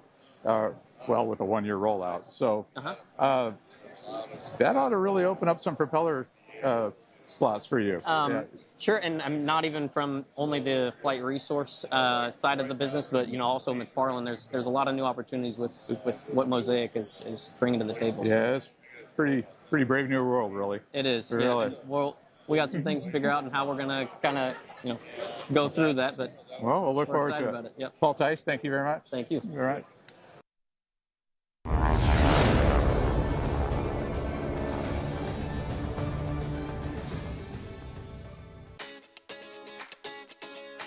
I help people. I create music.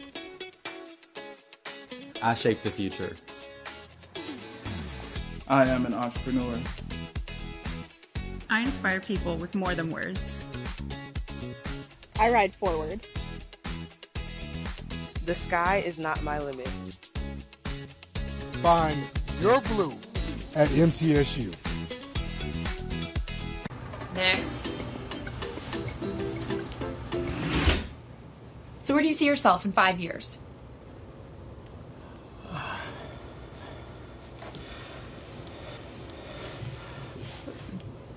Trashed. Life's better when you're prepared, especially on the flight deck. Find a red bird near you and fly like you've been there before.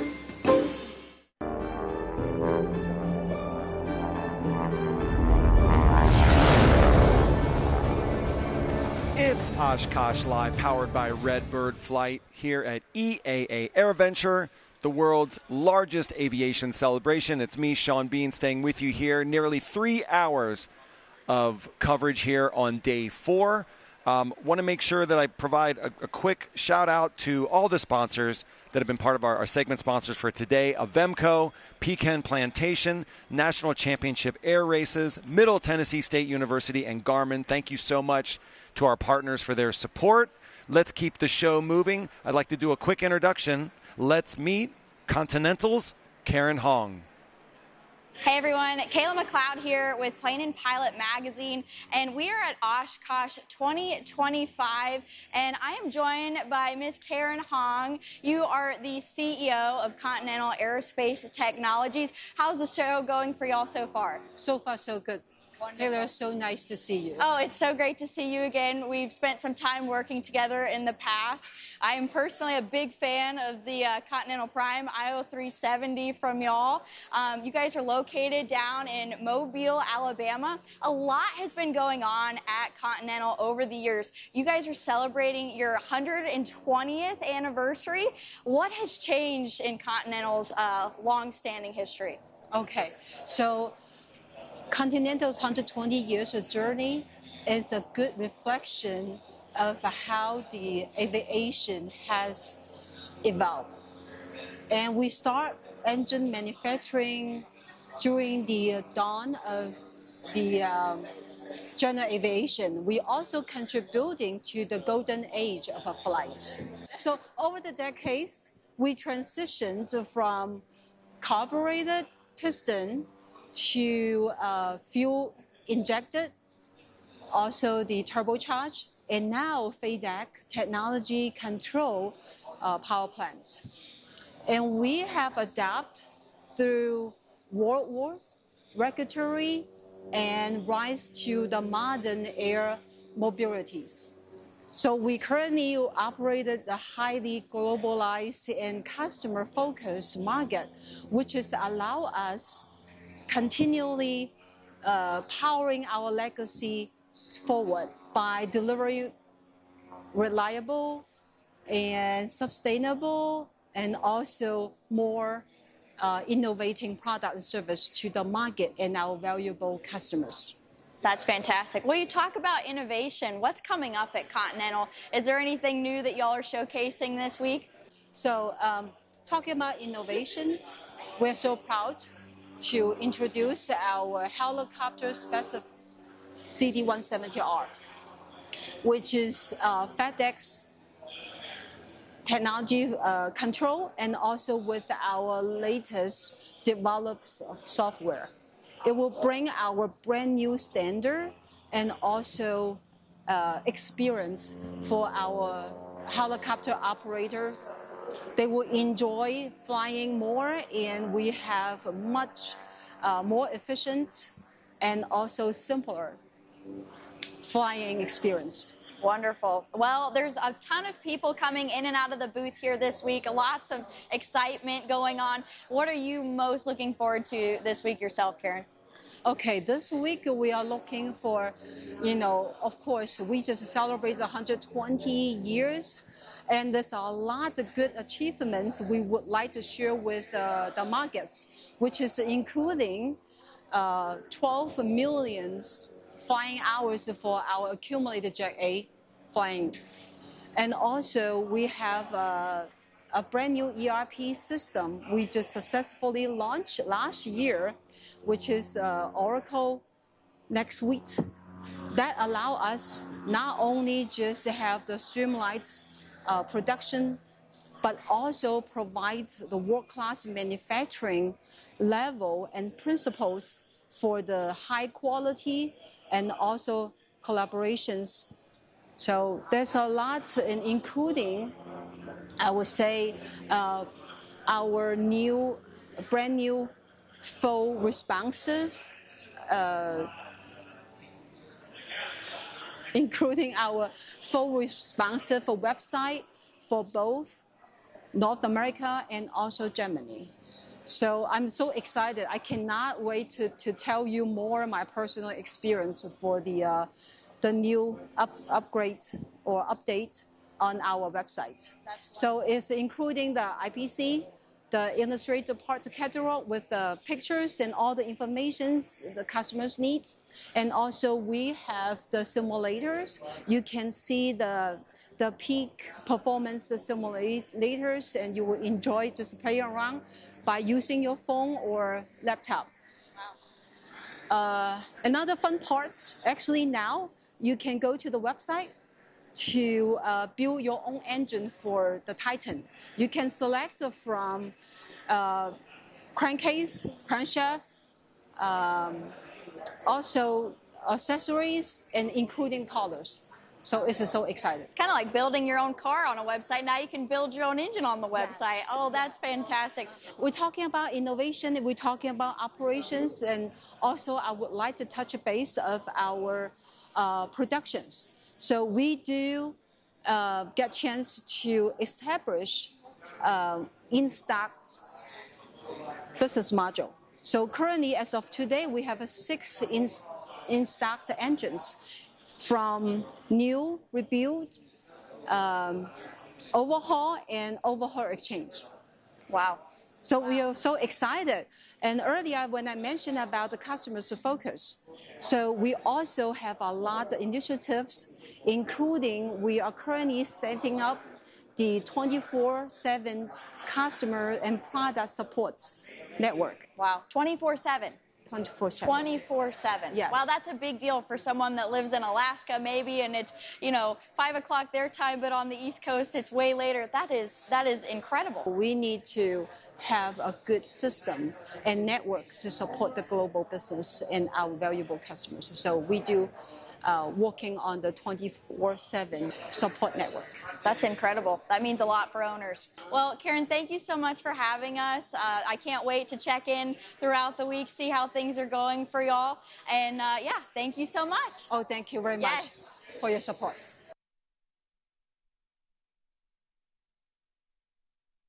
Here at AirVenture 2025 at Aircraft Spruce, and they've sort of packed up a good amount of their stuff and their folks for this big air show. 60 years of Aircraft Spruce, and I don't know a pilot around that's never heard of Aircraft Spruce. And we're going to talk to Jim Erlin here, who's seen some changes in the 60 years of Aircraft Spruce. Jim, you've been doing this a long time. A long, long time. You've seen my whole life. You've seen a lot of products, and you've probably talked to a lot of pilots. Let's back up a little bit. I was an avionics guy for a lot of years, and I had stacks of catalogs that were a really useful reference, right, for anything we needed in the shop. How has times changed since back those early days? 2025, we're kind of different than we were back in the 90s and 80s. Right. Right. And the first time I came here to Oshkosh was with my parents in the first year, 1970. So I saw it when we had really very few product lines. It was aircraft spruce lumber, some metal, a few assorted products, and that has, we had a flyer, catalog was 10 pages, and now it's 1,000 pages. Of course, we've now gone to an online presence. Much of the ordering's done by web. So since that time, it's changed tremendously, and the assortment of products that we carry has grown. Yeah, significantly. Yeah. Let's talk about those products. Anything from hardware to major avionics to consumables, oil filters, air filters. Can't list them all in a short amount of time we have here. But if you were to put a percentage on the categories of products that Aircraft Spruce sells, what's the most? What's most if you sell? The most parts we sell are things like consumables, like oil. We're a big oil distributor. Spark plugs, oil filters, products that people are going through all the time. Brake discs, tires, but then we get into every other area of the business, which can be avionics. We're a complete avionics dealer. Well, let's talk about avionics, because whether you're building an airplane or equipping a certified airplane, maybe you're working with your shop or you're building the airplane yourself. How can Aircraft Spruce be a resource? Somebody that was involved in an RV-12 build project, it's complicated. It is complicated, and we're not builders ourselves, but we've been in this business for 60 years now, and it's always been our goal as time has gone on to try to carry just about everything a guy could need to build an aircraft or maintain an aircraft. So really, if you pick up an Aircraft Spruce catalog, or you go to our website, you can find just about everything you need, from the raw materials to all the finishing products to the avionics. Everything is there, and it's kind of the one-stop shop that we like to be. Yeah. How has the buyer changed? The buyer we see the same guys here every year, and I've been in the booth here for 50 of those 60 years, and they haven't changed a lot, except that maybe the raw materials are not sold as much anymore, because it used to be all scratch-built airplanes. Now it's more kit airplanes, and over time we have developed more into the aftermarket products and carrying that. So that has become more of our business than it was in the early days, when it was really just scratch-built material. Yeah. At Aviation Consumer, one of the important parts of our reporting is the customer service that's behind the product. Spruce has got great customer service. You know, it's important for somebody to be able to get somebody on the phone a reasonable amount of time. What's important to you from a customer service standpoint? What do you expect of your folks dealing with a pretty demanding customer? Yeah, and it can be demanding, and it's not always easy because we carry such a wide variety of products. We can't expect our people to be experts in everything, but they have resources. They have manufacturers' websites. They have our own website, our own catalog. What we expect them to be is pleasant on the phone, responsive, pick up the phone quickly, and if there's a problem with an order, let's fix it. Let's fix it now. Yeah. We do a pretty good job, but we ship about 4,000 orders a day from 10 locations, and about 98% of those orders go same day. And so I think our customer service is good, but when there is an issue, the thing I keep preaching is let's take care of it now. Yeah. Let's show some of the products you've got here at the show. So here we've got oil, we've got Aeroshell, Phillips. We sell a lot of this. We're going through oil filters, Tempest, Champion's oil filters, and then we go into spark plugs. Again, Tempest and Champion, the two leading manufacturers. Oh, the account number? And then moving down this way, we've got some pilot supplies, plotters, fuel gauges, funnels, flight bags, a little bit of everything. Coming over here, we've got batteries. We sell a lot of Concord and Gill batteries. And then we're getting into the avionics section where we have Lightspeed. We have David Clark, Bose headsets. They're A30, which we consider to be the premium headset today, and our headset.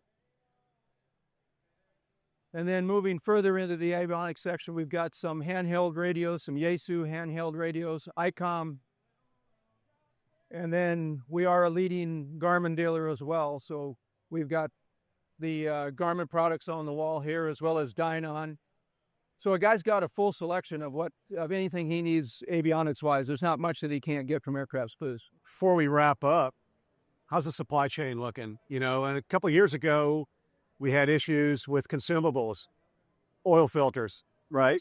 Getting better? Much better, much better. Not completely resolved, but for the most part, the oil filter situation, we had a little spark plug issue. A lot of products that had components made overseas were a problem, but that seemed to have ironed itself out. So much, much better than it was 3 years ago. Any parting advice for folks that are either building an airplane or are faced with renting their own aircraft and sourcing parts? Well, it can be a daunting, thing to have to do, but we hope that they'll look at our website, look at the Aircraft Spruce website, maybe get a catalog, and let us help you through the process. Jim, thank you. We're watching AirVenture 2025 coverage here in Oshkosh, Wisconsin. I'm Larry Anglosano. Thanks for watching, and thanks to Jim Irwin at Aircraft Spruce. Thank you. Hi, everybody. We're here with Mark Keniston of Cub Crafters, and behind us is the very first experimental amateur-built NX Cub, right? That's true. That's a kit that we're now offering as an X Cub. So we've had for years, we've had the EX kit and then the EX2 and the EX3. And now with demand, we're also going to offer the X Cub as a kit. Well, I was really happy when this came along because at Kit Planes, we do experimental amateur built.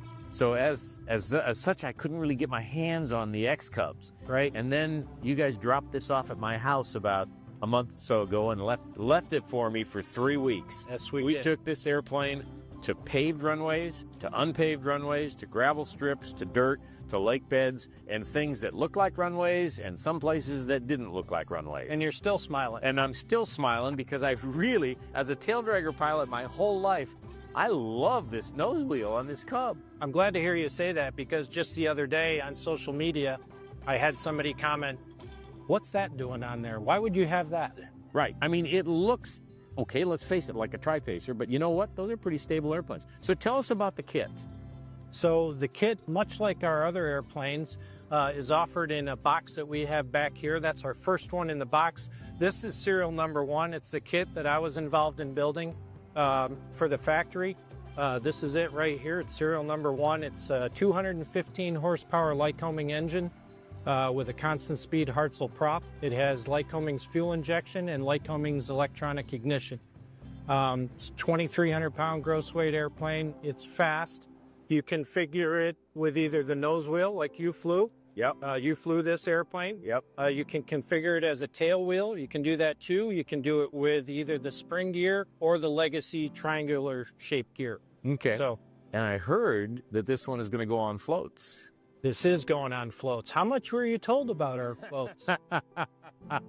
I won't give anything away. Yeah, please. Yeah, I won't. But it's a great airplane. So, how long is it going to take somebody to build one? So we advertise typically on our other 2 kits 800 to 900 hours for that. I've built 2 of them now. I would tell you that I spend a little bit more time than that, but I'm also interrupted too with the telephone, the computer, things like that. I kind of get off track. But I would tell anybody if you can spend 3 to 4 hours a day uninterrupted, and that's the key, uninterrupted by your phone, computer, kids, wife, games, whatever. Right.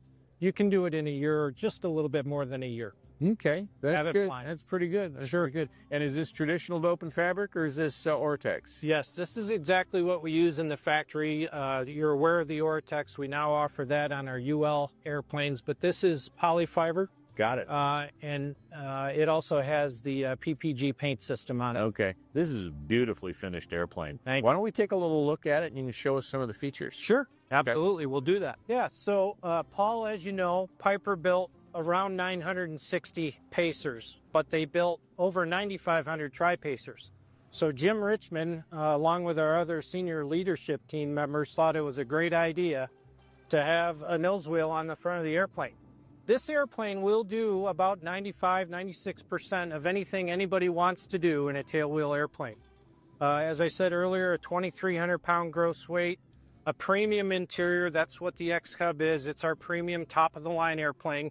So everything you see is finely appointed in the airplane. Leather side panels, leather seats, a lot of carbon fiber. And one thing to note certainly is our control system is operated in the ailerons with a push rod. So that's in this wing strut here. You don't see any cables. Right. So it's quick acting. It has a taller control stick. It's lighter in roll control, and you feel that instantaneously in the air. The other thing that you'll find with the airplane, the gross weight, the things that we are able to do with the airplane because it has a higher gross weight. You can take this airplane places. You can change the gear configuration. It really does a lot of things. And around the house here, we talk about this as being our switchblade or our Swiss Army knife, if you will. Sure. So many things that you can do with it. This particular airplane has the G3X in it, the Executive Glass Touch, the Garmin Autopilot. It does have our top-of-the-line paint scheme, which is new for this year. And you'll notice our other airplanes also are sporting the same scheme. Mm-hmm. And this one, as I said, is a nose wheel. Again, you can make it a tail wheel in about 4.5 hours. It's an easy conversion. We lift the airplane up in the air. Yep. Bolts on up here. It sure does. We remove this composite trim here, this fairing, take a different gear leg and move it up here, and it has a different rake forward. Got it. And then take the nose wheel out of it, which is an easy changeover as well, because this nose wheel truss is connected with hardware. It's not welded in there. 4 bolts, you can pull it down, and then we have other composite components to fill in that void. Very nice. Put the tail wheel on it, and you're ready to go. Okay. Really nice. And I see there's a baggage compartment back here. Correct. Yep. Most all of our airplanes have extended baggage. This particular airplane also has 50 gallons of fuel. The seat is what we call our sling seat. It's easily removable. So in theory, you can take the seat out and stack luggage from the rear stick all the way back. All the way back. Yeah, that's a lot of volume. I like to tell people if you can fit it in the airplane, it'll fly it. As long as it's not gold or lead.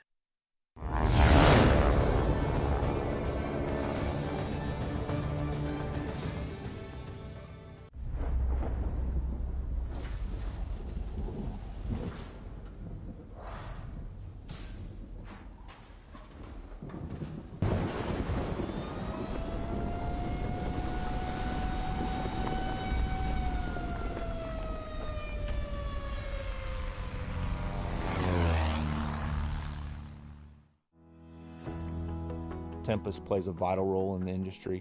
And in today's world, we are the leading spark plug and oil filter manufacturer for general aviation.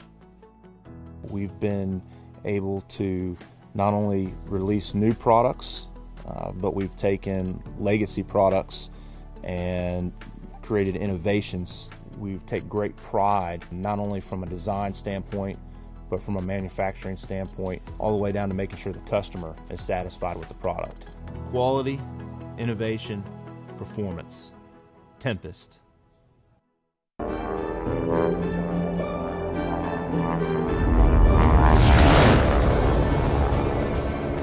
Hello everyone, Russ Niles reporting for AvWeb from EAA AirVenture in Oshkosh, Wisconsin. We are at Oshkosh Live. We are live from the Redbird booth, and we got a fascinating first guest here today. Adrian Eichhorn, you may recall, is a circumnavigator and flew a polar flight as well. But along the way, he became friends with a Japanese pilot who shares similar goals and similar aspirations to him, but they forged a common bond over kind of a grim anniversary. This is the 80th anniversary of the dropping of the nuclear bomb on Hiroshima. And each have their thoughts and their beliefs and their attachment to that event as a milestone event in human history. And what's striking is that if these two people, a Japanese guy and an American guy who was also Bill Clinton's nuclear advisor, if 80 years later they can be fast friends, then maybe there's hope for this world after all. So Adrian, why don't you tell us about your event and what it signifies? You bet, Russ. Thanks, and it's an honor to be here. Yeah, Chinzy and I met each other. He reached out to me when I got finished with my round-the-world flight, mentioned that he wanted to fly around the world. He started a nonprofit organization to promote the fact that handicapped people can achieve their goals. And he lost an eye in a motorcycle accident in Japan, couldn't fly in Japan, came to the United States, went to Embry-Riddle, got his ratings, now works for Boeing. He's up in Seattle. So he reached out looking for help and advice that he wanted to fly around the world. And when he first reached out to me, I said, well, Chinzy, what kind of airplane do you have? And he says, well, I don't have an airplane. And so I kind of blew him off at first because a lot of people were looking for time and stuff. And anyways, fast forward, he bought a P model Bonanza. It's about 5 months newer than mine. And I helped. I'd have layovers when I was flying for JetBlue in Seattle, and we'd go over position reports and the HF requirements and fuel and came really good friends. Then COVID came. I was planning my North Pole trip, and we finally said, we got to go. And we launched out of Virginia the same day. Went as far as Iceland. I went over the North Pole to Fairbanks, Alaska, and Chinzy went to Europe. So we've become super good friends. And we've talked about Hiroshima and Nagasaki. My father was in the Army, Air Corps, and then the Army during the war. And it's fascinating to me because when you think about it, on August 6th in 1945, and I think it was probably one of the most significant decisions, toughest decisions this country's ever had to make, that you think about the day after we bombed Japan, nobody probably ever thought that the United States and Japan would be allies and as strong partners as we are. So it's a significant event. So we're going to plan a Japanese-American friendship flight. We'll do a formation flight at Wendover Air Force Base in Utah because Wendover is where the crews of the Enola Gay and Boxcar trained, as well as almost all of the bombers. The first bombers that went to Europe flew out of Wendover. And it's a base that in 1946 they just closed the doors, walked away, and most of the facilities are still there. It's a fascinating place to visit because of the history. So it's this event, our commemorative flight, is to bring recognition to the fact that it's been 80 years since the dropping of the first bomb. Here's where the pilots trained. This is where they lived. These are the routes that they flew. These are the bombing ranges, and to video it from the air. And just bring recognition to the fact that it's now the anniversary of that. And, of course, the second bomb was on the 9th of August. My birthday, actually. Fantastic. I remember Nagasaki every year.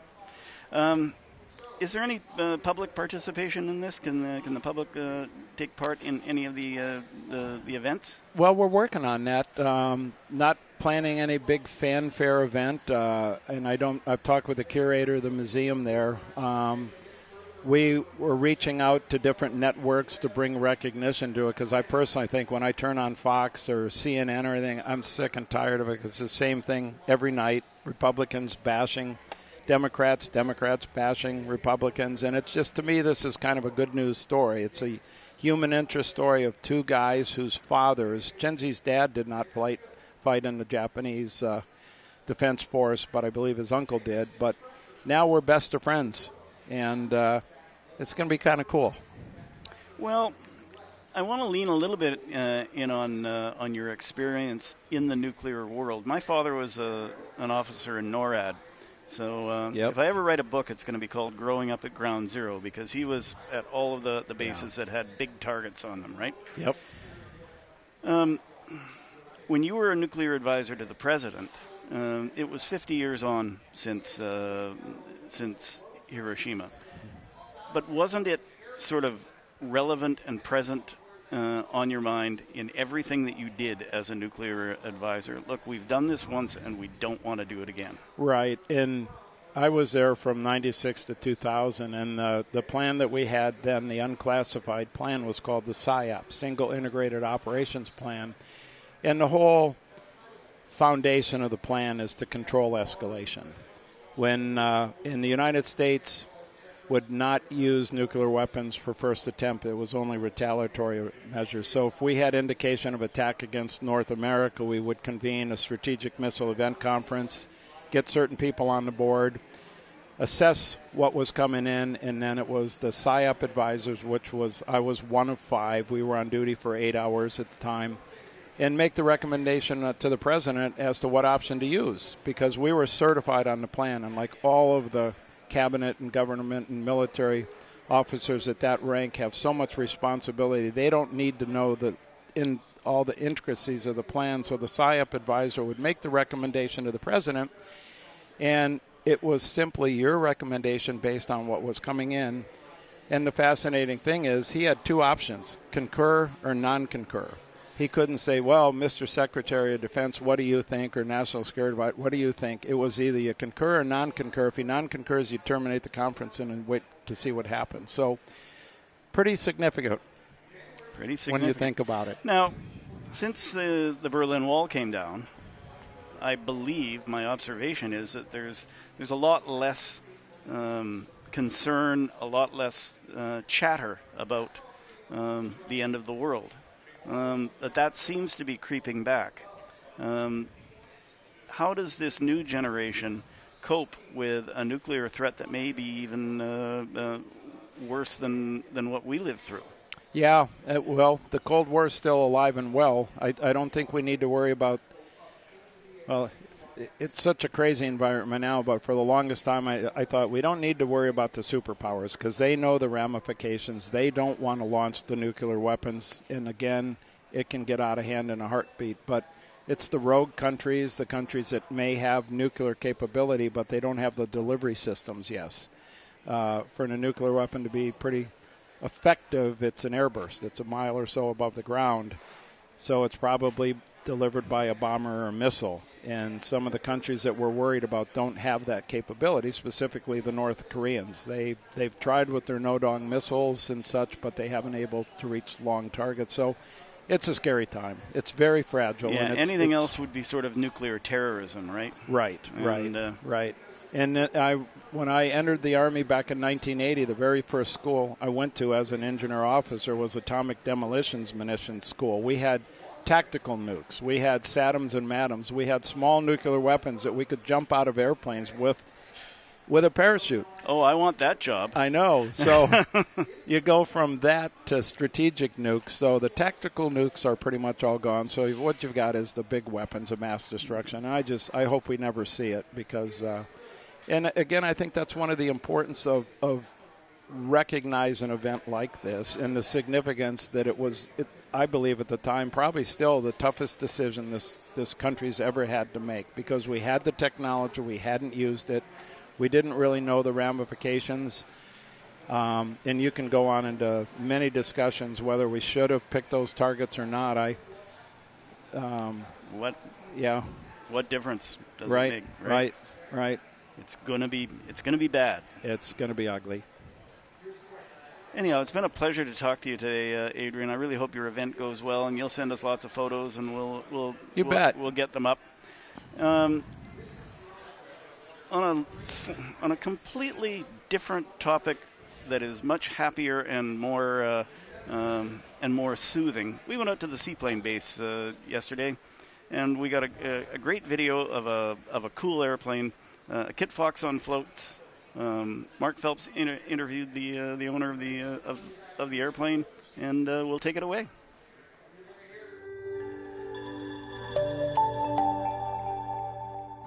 Putting on sunscreen pretty quick.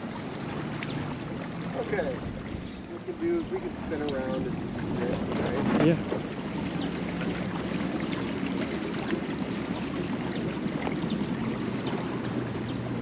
My name's Ty Firkin, and I flew my little Model 4 Kit Fox here from Caldwell, Idaho.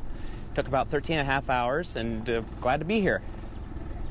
All right, so I built this airplane back in 2019, kind of bolted it together. My father covered it, had a friend paint it. I pulled all the paint stripes on it and stuff like that.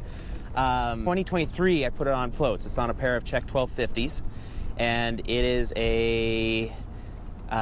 it's an awesome little float plane. It only weighs about 820 pounds, cruises at 105 miles an hour, burning about 6 gallons an hour, and carries about anything I can put in it. It's a happy little airplane. Yeah, so I grew up, my father's a AN hardware salesman, and I grew up going to all kinds of small airports with him as a child, selling hardware. And so I always ran around hangars and looked at airplanes and loved them. And out of high school, right out of high school, I decided instead of going to college, I was going to become a pilot. Did that. I crop dusted for about 10 years. And then I started off with a Piper Colt that was a tail dragger, and had a Highlander, Kit Fox, another Kit Fox, and then this one. And they're fantastic little planes. They're just so nimble and fun, and nothing puts a bigger smile on my face. They're great. I'm from Idaho. We're fairly up high. It's got to have kind of a lightweight airplane with a lot of horsepower. This has a Rotax 912 in it with 110 horsepower. I put it on these Czech 1250 amphibs. They came from Wisconsin. They're back in their home state. And it took probably about 2 or 3 months to marry them together. It's kind of it worked out being a really good combination. The airplane has plenty of flotation. The landing gear on things is fairly bulletproof, and it's fairly big tires, so I can still go in and out of some grass strips and stuff like that up in the backcountry. It has an electro-hydraulic pump in it. Kind of works just like a Beechcraft or a Cessna or something like that. You just switch the gear up, and gear comes up, light comes on, and same with going down. Everything's pretty, it takes about 50 hours or so to shake all the bugs out of something. I've got probably about 150 hours on this on floats, and it is, it's been pretty solid for the past year and a half or so. So another interesting thing about this plane is I have a constant speed prop on it. It's a E-prop, and it allows me to get full use of all the horsepower and torque I have. Everything works great on it. It really bumped up my cruise speed quite a bit. I used to cruise about 100. And now I'm doing about 108, 109 on the floats, and on wheels it's a 120 mile an hour airplane. I guess it could even be considered complex. I have retractable landing gear and constant speed, so kind of a interesting combination on a Kit Fox. You don't really see that too often. So I have a lot of time flying a lot of 10,000, 12,000 pound turbine airplanes that are always heavily loaded. And comparatively, this thing's a go-kart. It is just nimble as can be and leaps off the ground. It's so much fun. It does a good combination of everything. It gets off the water in about 5 seconds if I'm solo, 5-6 seconds. Especially down here, this is like flying through syrup in this thick air. pretty much set up exactly how I want it. The only thing I'm really going to do different is put full glass doors on it. Go with a big El Piero bubble door on both sides. And mostly I'm doing that because I just had a daughter about a year and a half ago, and she enjoys riding in it, but she can't see anything. And so we're, yeah, that's about it. Other than that, I think it's kind of done. I don't know what else to do to it, but I'm sure something will pop up someday.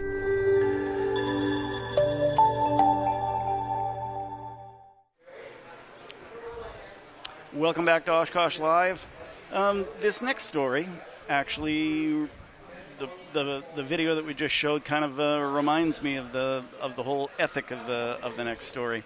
In 1987, Peter Egan and his wife Barb were living in California and decided to get out of the rat race for a little while in the most unusual way.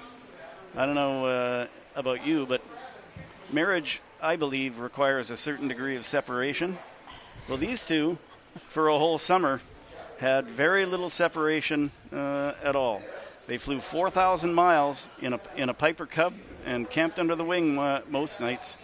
So what was the inspiration for all of that, Peter? Well, I guess I've always wanted to do a flight like that around the country. I think the first thing I ever really paid attention to as far as vehicles was airplanes. When I was a kid, I was crazy about airplanes and made model airplanes and read all the books I could. Spirit of St. Louis came to the Elroy Theater when I was a kid, and I got really fired up about aviation, so I had to read all the flying books. I took flying lessons in high school, but couldn't get my license. I couldn't afford it, and went to ground school and took a test and passed that. But I wanted to fly for years, and I really couldn't afford to do it or find the time until we moved to California. We were finally settled, and we were right near Orange County Airport. And, by the way, became a world-famous automotive writer that everybody's heard of because he worked for Road and Track and was the lead columnist. Yeah, I worked for Cycle World and Road and Track. It was a very lucky job connection for me because I could finally write about something I was really interested in. And so millions of people around the world associate Peter Egan with cars, but not with airplanes. Now, Barb, when he came to you with this idea, I'm assuming it was his idea, what was the reaction?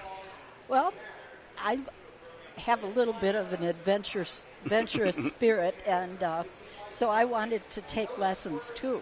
And we actually did a ground school together at Orange Coast College, and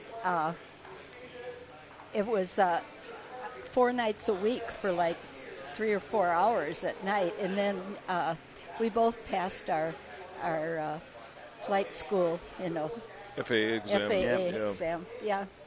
Then he took lessons first, and when he got his license, then I did. Same airplane, same everything. Yeah, tell us about the airplane. J3, 1945 model, I believe. Yes, it was. It was originally built for the Army. It was an L4 model, and it was sold. It never saw service, I don't think. I think it was probably sitting on the ground at Lock Haven, tied down when the war ended. And I was told that it was sold to the, what was the? Shoshone Indian Reservation in Northern California. Yeah. And I said, a friend of ours said that the government sold a lot of those airplanes off to various organizations, federally connected organizations, for about $1. And it was probably used as, for ambulance work and, getting medical care to remote ranches and so on. But sometime in the 50s, it was sold and just became a training airplane for a succession of flight instructors. And somebody repainted it, took away the clamshell and turned it into a civilian airplane with yellow and yellow airplane with black and lightning stripes. Lightning stripe. And so when we bought it, it looked very much like a standard J3 Cub. You could see a couple welding spots where they had the old stretcher holder and so on in the airplane. But otherwise, it was pretty much a stock 1945 J3, 65 horsepower engine. And you're not a small guy. You're a small small woman, but the two of you in that Cub, not only was it cozy, it was performance limiting, shall we say? Yes, it was. Well, the back seat in a Cub is where you're supposed to solo from, and that they've made that roomier. You can have your legs stretched out. I'm a little cramped in the front seat of a Cub, but Barb was very comfortable in the front seat. And but the two of us, we were pretty thin at the time, so that helped. But when we got to Madison, I took some of my big lumbering friends, men friends, for a ride in the Cub, and realized how lucky I was to have a lightweight wife who was sitting in the front seat, because the airplane took a lot longer to get off the ground with 280-pound guys in it. So I resemble that remark. There's a little serendipity going on here. Tom Wilson, editor-in-chief of Kit Planes magazine. They came to get you. Yeah, my reputation precedes me. Tom Wilson, the editor-in-chief of Kit Planes magazine, found out that I was interviewing Peter. They have a long association. They rode about cars together in California. At Road and Track, yeah. Well, the difference is I was on the JV team at Road and Track, and Peter is definitely a A-lister. So, but yes, our time there did overlap, and I'm very excited, Peter, that you made the effort to write this book, because I think as one of your millions of fans, it's been a little bit of a drought lately, and I haven't had my dose of Egan. It's called retirement. Yeah, it's a wonderful thing, too. And some people call it laziness. Right. Yeah. But I was quite excited to hear that the book was out, and that I could sit down and curl up and enjoy some of your just endless storytelling. Well, thank you. The pressure was on to do the book, because I had planned to do a book when we did the trip in 1987, and I had taken all these notes. I had a little tape recorder in my pocket so I could record during the day what we were seeing from the air, and then I would write out the notes in the evening. So I had about 110 pages of typed notes on the trip, and a log book that I not the regular log book, but I had kept a daily log of what we were doing. And so I had photographs. Barb and I had both taken snapshots. And I had kept all the Time magazines we got at our house while we were gone, so I would remember what was going on in the world. But I put all of this stuff in an attaché case, and it stayed there for 30-some years. And when I got back to California, I was working for both magazines, and I realized I was just I didn't want to spend my one day off, a week writing a book. I just needed not to be working all the time. Overwhelming. So I really waited till I retired to start working on it. It's a beautiful book. It's a well put together book. Can we get in on it? Mm-hmm. We're going to be able to zoom in on the book. There it is. And it's got some photos of the trip, but there's a line that I really like in the beginning, with after you've taken off.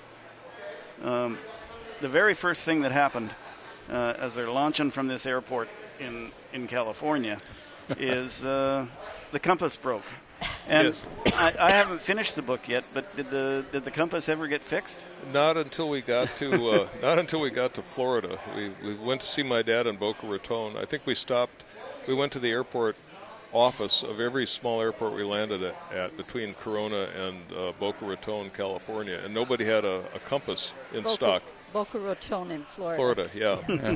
And so I thought, somebody would have one, but we were just waiting to take off, and I was doing the pre-flight or the run-up, actually, and Barb pointed out that our compass was off about 4 degrees from the runway heading that we were pulling onto, and I said, several times we'd had to adjust it, so I gave her a little screwdriver to adjust it that I had in the seat pocket. And she reached forward and started to adjust, and it went ting, and it just started spinning around. So we had no compass, and I sat there.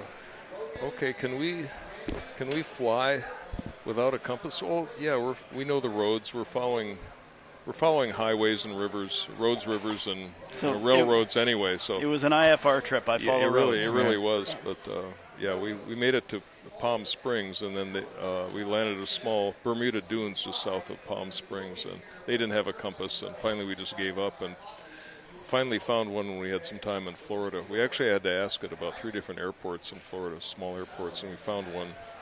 had a $67 or $87 compass, and we finally installed it. But we didn't really need it too much at that point. Yeah, and how much is that compass now? $7,000. Yeah, well, yeah. I think, Peter, I think that was the most interesting part about the compass story was you went, what, 3/4 of the trip without it, more or less, 2/3. Yeah. And then once you get it, you don't really need it anyway. I mean, The day we installed it, we were taking off to fly up the East Coast, up the coast of Florida and the Outer Banks. And I said, well, you don't need a compass. You can hardly go wrong. There's the ocean. The ocean, as long as the ocean stays on the right and the land stays on the left, we'll be fine all day long. So, Now, you flew quite a bit of this trip, didn't you, Barb? Yeah, I flew. When he would take a break and write notes, and I'd fly for a few hours. And but I didn't like turbulence, so if it got really turbulence and all of a sudden we went down 1,000 feet, then I said, you can take it. So I did fly quite a bit, though. Okay, well, it's a really approachable book. I mean, a guy doesn't write about cars and motorcycles for 30 or 40 years without learning a little bit about how to convey thoughts and emotions. So it's a really approachable book, conversational style, and it's a book that you can give to your non-flying friends because there's enough context added by Peter to turn it into the kind of adventure story that has an airplane context. But for those of us that eat up airplanes, there's also enough detail and content to keep us satisfied too. So it's a good book for everybody. Excellent for summer reading, and we really appreciate you both coming in. Thank you. It's great to visit. Nice to come over to EAA Air Adventure again too. We haven't been here for 1 or 2 years, so it gets a little bit bigger every year. It does. And my sister came along, who's never been here, from California, and she's amazed at the collection of airplanes and the collection size of people. Yeah, people, everything that's you going might on. have trouble finding her out there. Yeah, she's lost in the crowd there, and I hope she can reconnect with our family. But, so, Russ Niles reporting for AvWeb from EAA Air Adventure 2025. This has been Oshkosh Live. Thanks for watching.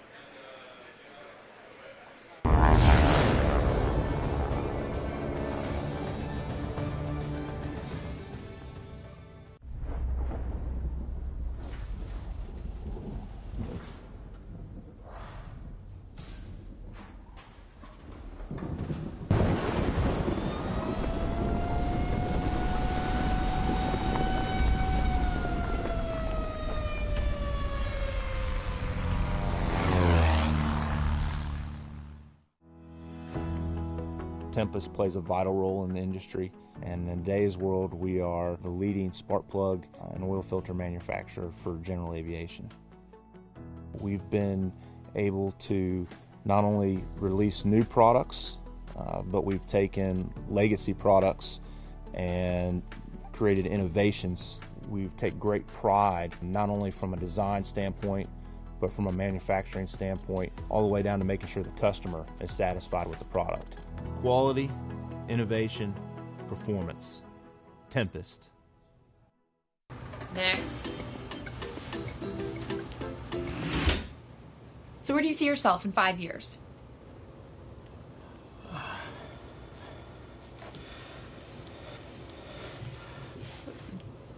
Trashed?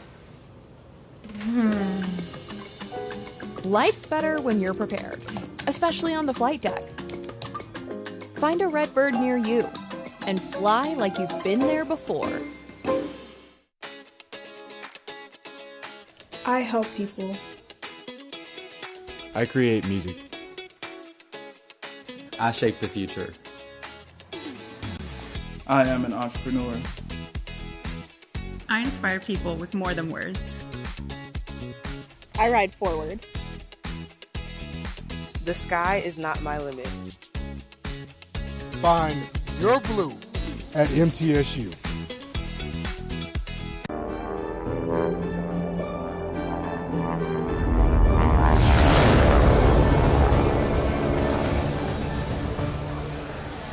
It's Oshkosh Live, powered by Redbird Flight.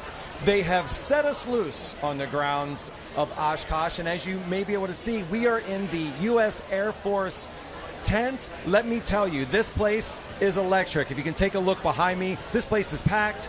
I've been to Miami clubs that weren't this poppin', so this is great.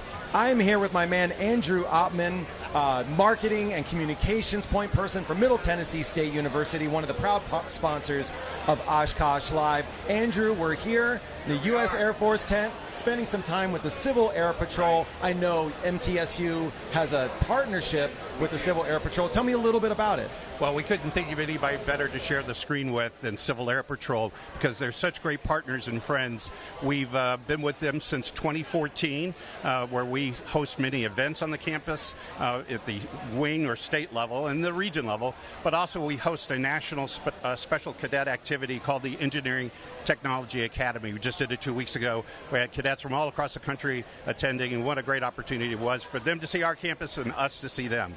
Awesome. Well, if you can take a look behind me here, we got the Sims at work. This is where the journey begins. And you can see it underway, impressionable minds being impacted as we speak right here live. And I'm also here with General A with the Civil Air Patrol. Thank you so much for spending a couple minutes with us today. So, we're putting this out to a large audience of aviation enthusiasts. What message would you like to share as far as supporting, being a part of, volunteering with the Civil Air Patrol? Yeah, absolutely. So hello, Oshkosh Live. Civil Air Patrol is an absolutely incredible organization. We've been around since 1941. We're 70,000 volunteers serving our communities, saving lives, and shaping futures. We do that through 3 missions: aerospace education at locations like this, where people are so excited about STEM and engineering and technology. We also do it with emergency services, where we do disaster relief and search and rescue for our organization. And we do it with our cadet program, which has over 30,000 young people who are motivated to learn about leadership and aerospace and flying. It's an absolutely incredible organization that makes a difference in lives every day. So if people have a passion for aviation, for young people, for developing their potential, we're a great place to volunteer. Well, I got to tell you, you must be doing something right, because I saw people taking selfies with you. So clearly the Civil Air Patrol is making an impact. We are. We're so proud to be in 1,400 communities across the country, having activities that help cadets develop their skills and develop their interests, from aircraft maintenance and manufacturing to aviation business to engineering technology to space academies to our flight academies that help them learn to fly. That's incredible. Well, we also have 2 cadets with us today. We have Cadet Lieutenant Colonel Kara German and Cadet Colonel Ella Bay Perry is here with our friend Haley, one of the esteemed graduates of Middle Tennessee State University. Haley, I saw you asking these 2 a lot of questions. Was sort of curious what you were picking their brains. What did you learn, or what questions do you want to ask? Yeah, so we were actually talking a little bit about Civil Air Patrol, and Kara and Ella were telling me about it. So tell me what your experience was, Kara, in Civil Air Patrol, and kind of what you have gained from being in this program.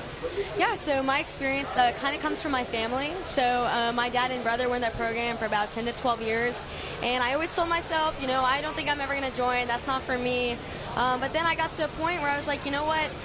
I want to become a better person, and I want to fulfill my true potential and find out who I can be. And so when I was 15, I made the decision to join, and I totally don't regret that at all. Like, it was the best decision I could have ever made for myself in my life. But regarding skills that I've gained, definitely confidence. I was a very shy person, not very sure of myself, but I've gained a lot of confidence. I've learned how to advocate for myself and things that I need, as well as conflict management, interview skills and resumes just for applying to jobs in the real world. And so Civil Air Patrol has prepared me in more ways than one, and I'm very grateful for those opportunities. Yeah, that's awesome. You kind of mentioned to me earlier that Civil Air Patrol has impacted your future goals for your career. So tell me a little bit about that.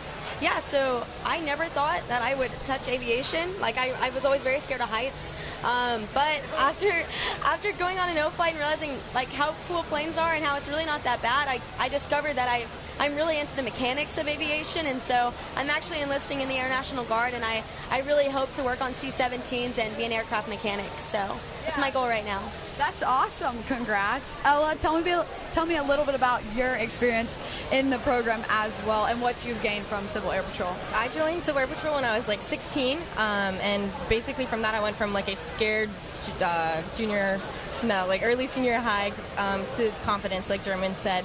But I originally joined just out of curiosity. Both of my brothers were in at that time, and I just like pulled up some of the material and was reading about self-discipline and motivation and really how to learn how to lead yourself and be a follower towards others before, learning how to lead other individuals. And that really kind of sparked some interest in me, and so I started pursuing that, worked through all the promotions in Civil Air Patrol, and then I also did an O-Flight, which opened the world of aviation to me because I had closed it off. I was like, ain't no way I'm doing that, but I felt the acceleration, and I was like, this is something that I definitely need to do at some point. I attended a National Flight Academy, like General A kind of mentioned earlier, and it was a wonderful experience, and I've always had just wonderful experiences one after another, especially being here this week during National Blue Beret.